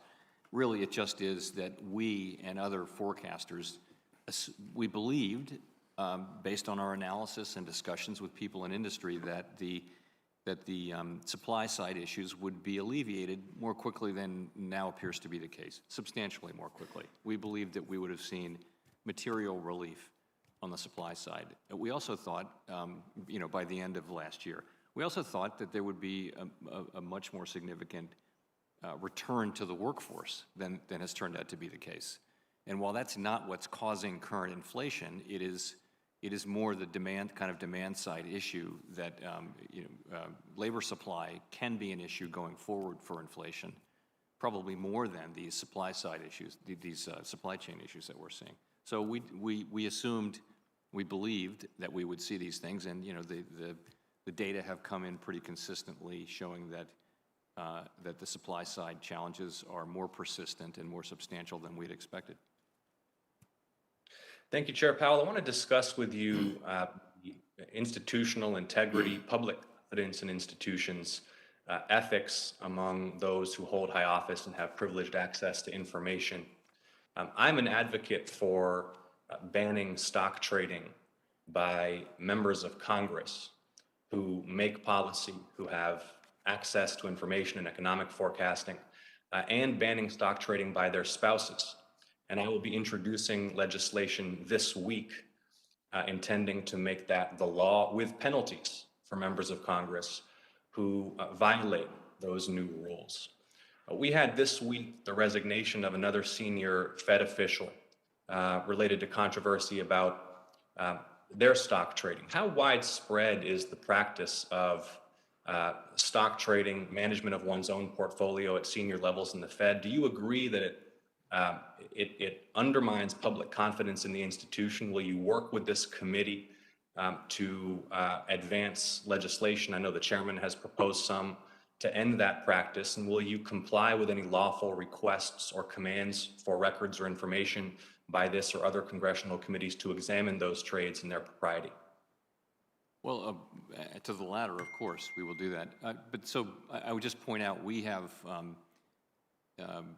immediately upon the emergence of these facts, we began to devise a brand new system of governing investment by principals and senior staff associated with the FOMC.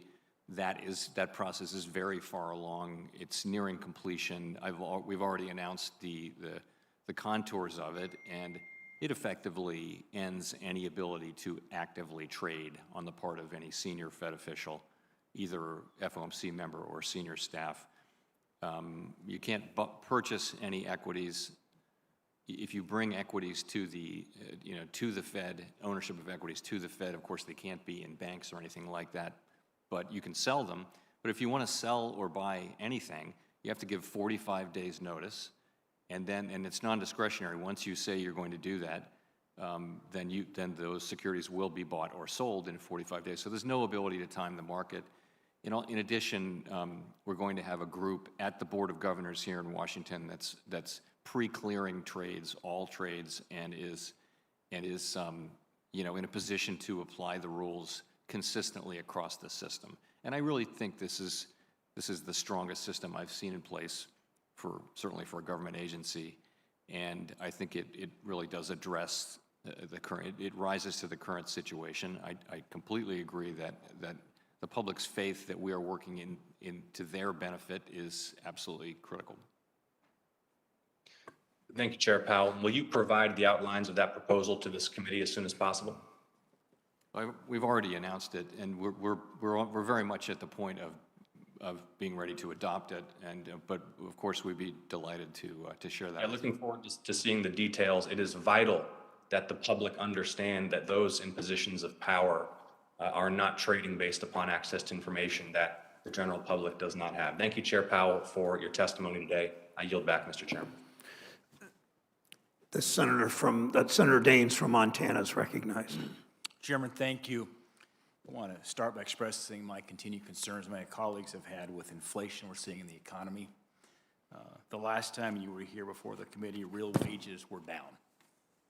Well, they're still down as we sit here today. 1.9% over the course of 2021, to be more precise, and I believe it's a direct result of this inflation that we are seeing. CPI inflation grew by 6.8% year over year in November. Tomorrow morning, we're going to get the CPI reading for December. I think we all know it's not going to be good news for hardworking Montanans, hardworking Americans who are seeing their wages eaten away month after month by inflation. Economists are projecting that CPI inflation will rise about 0.5% on a month-to-month basis in December, which will leave CPI inflation up at 7.1% in 2021.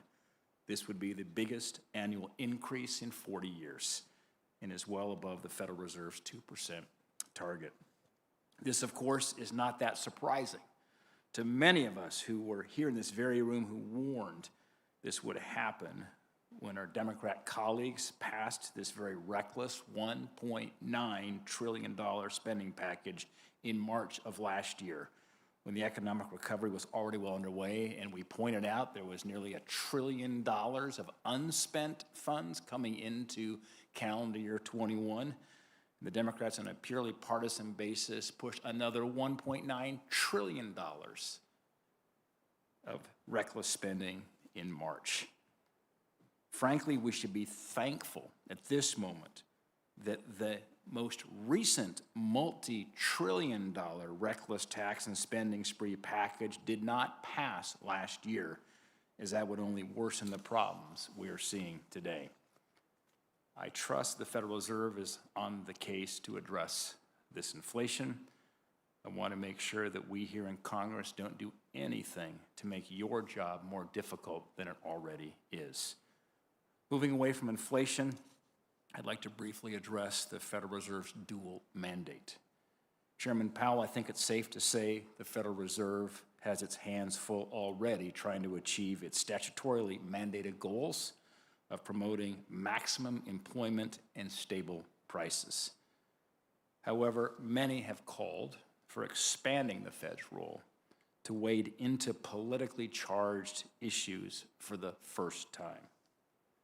The Federal Reserve has a long history of political independence, and I worry that independence could easily be undermined. Chairman Powell, will you commit to strictly following the Fed's dual mandate and not expanding it in ways that are not clearly supported by the law? Yes. I know Senator Crapo mentioned this earlier, so I will just add briefly to his remarks on the Fed's report on the costs and benefits of a central bank digital currency. It's a topic that we want to start discussing here, so it'll be helpful to have the Federal Reserve's insights. And I very much appreciate that you are working to get this report out in the next few weeks. My question, Mr. Chairman, is the FSOC recently designated climate change as an emerging threat to financial stability. Can you describe a sequence of climate-related events that would cause a financial crisis? So it's a good question. The way there are two different kinds of risk, right? There's physical risk and then there's transition risk. So physical risk tends to be these risks in the form of extreme weather and that kind of thing, and they kind of accumulate over time gradually. And to have a financial stability disruption, something that actually threatens the financial system, it doesn't result from that kind of a process. So it doesn't seem likely in the near term that it would come from physical risk. So that means the real risk would be transition risk, and what that means is some surprising event would have to take place that destabilized the whole financial system and maybe caused a very large financial institution to fail in a disorderly way. And how would that happen? It conceivably could happen through government policy, or it could come through an event, some kind of a public event that really, not unlike the pandemic, only related to climate in some way. So those are the kinds of things. These are not things that we think about it will happen every day, but it's more a question of over time what can happen from climate. So just a follow-up to that. This morning, I was with Chairman Manchin of the Energy and Natural Resource Committee, which I serve on. We had a hearing on hydropower. And there is a movement afoot in this country to breach hydropower dams, to breach dams. We've already seen blackouts in the U.S. and other countries because of forced closures of reliable baseload energy. Whether it's been nuclear plants that have been shut down, coal plants have been shut down, they're talking about breaching dams. Do you think that rolling blackouts due to a lack of stable baseload power poses a more tangible and real near-term threat to the stability of the financial system? I have to think about that. I will say that to have a successful, if you're someone who wants to see a transition away from carbon-based energy, we're going to need a lot of energy to facilitate that transition, and I think that means we need to be honest about having to rely on more traditional kinds of power. Yeah, what's mind-boggling to me, and this will be my last comment, Mr. Chairman, and I'll finish, but what's mind-boggling means we have sources of energy that do not emit carbon, like nuclear, like hydropower, and yet we see these ideological movements that are seeking to shut down nuclear plants, shut down hydropower in some cases, which I think pose a significant risk to the stability of the grid as well as to our financial system. Mr. Chairman, thank you. Thanks, Senator Daines. Senator Toomey is recognized for one last round of questioning, and then I will finish up. Thank you. Thank you, Mr. Chairman. Well, I want to start by just underscoring a point that Senator Daines just made, which I think is extremely important, and we really, I don't think we made it until he made that point, which is that every month that goes by in which inflation in the form of consumer prices is growing faster than wages are gaining is a month in which workers are falling behind. There have been some comment about wage gains. I think we'd all like to see wage gains, but wage gains that are more than wiped out by price increases do not leave a family better off. And so it is not a contradiction. It is not somehow contrary to the interest of a working family to get price stability. In fact, it's necessary for the well-being of the working families of Pennsylvania and America that we bring about price stability. Mr. Chairman, two quick questions for you. One regarding a central bank digital currency. Some have advocated, as you know, that that a central bank digital dollar be used and developed in such a fashion that individual Americans have retail accounts with the Fed, and the Fed becomes the retail banker for America. It seems to me that there is absolutely nothing in the history, the experience, the expertise, the capabilities of the Fed that lend the Fed to being a retail bank. Is that a fair observation? I would say it is, yes. Thank you. A second, I know we're going to get our report soon, and I'm very much looking forward to this, as you and I have discussed. But I wonder if you could respond to this.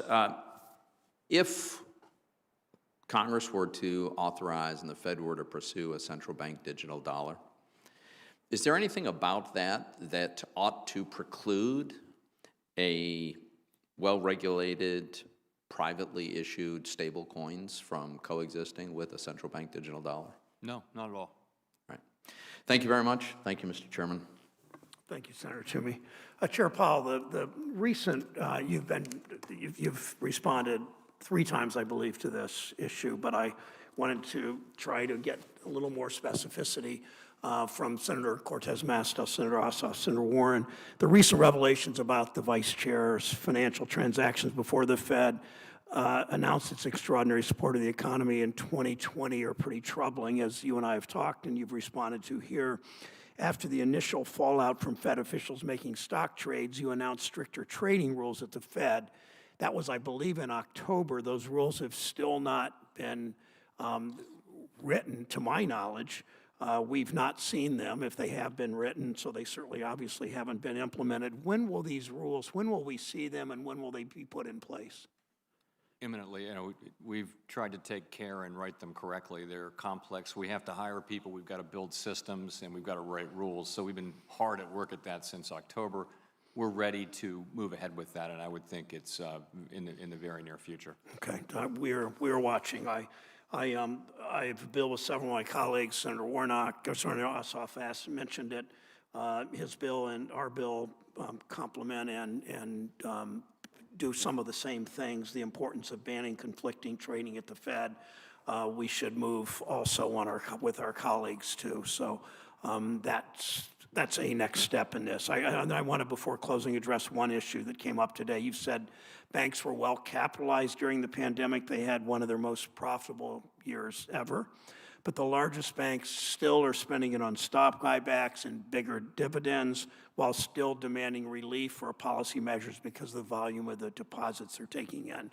Government help can be necessary, but they don't need government help now. They should scale back. They could and should and can scale back their stock buybacks. Banks could use that capital to increase lending to small businesses, mom and pop manufacturers. We've seen manufacturing wages, which used to be the highest wages in our economy, particularly for sort of moderate income people. We've seen that slide back in part because mom and pop manufacturers critical to the supply chain are not always getting the access to capital they should.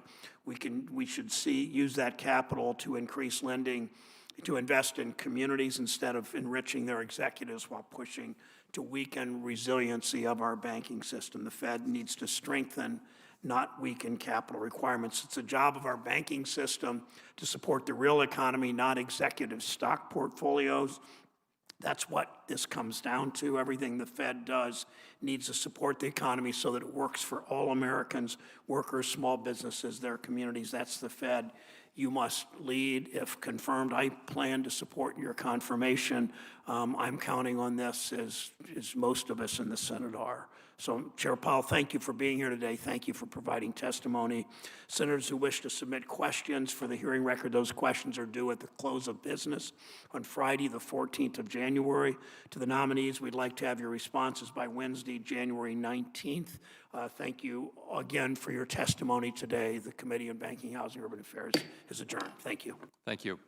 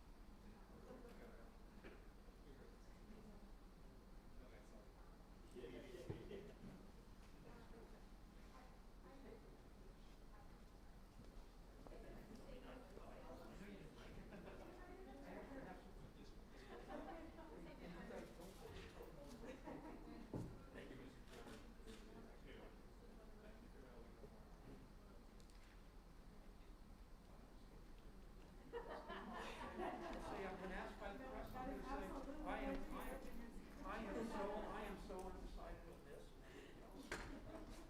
I will say that.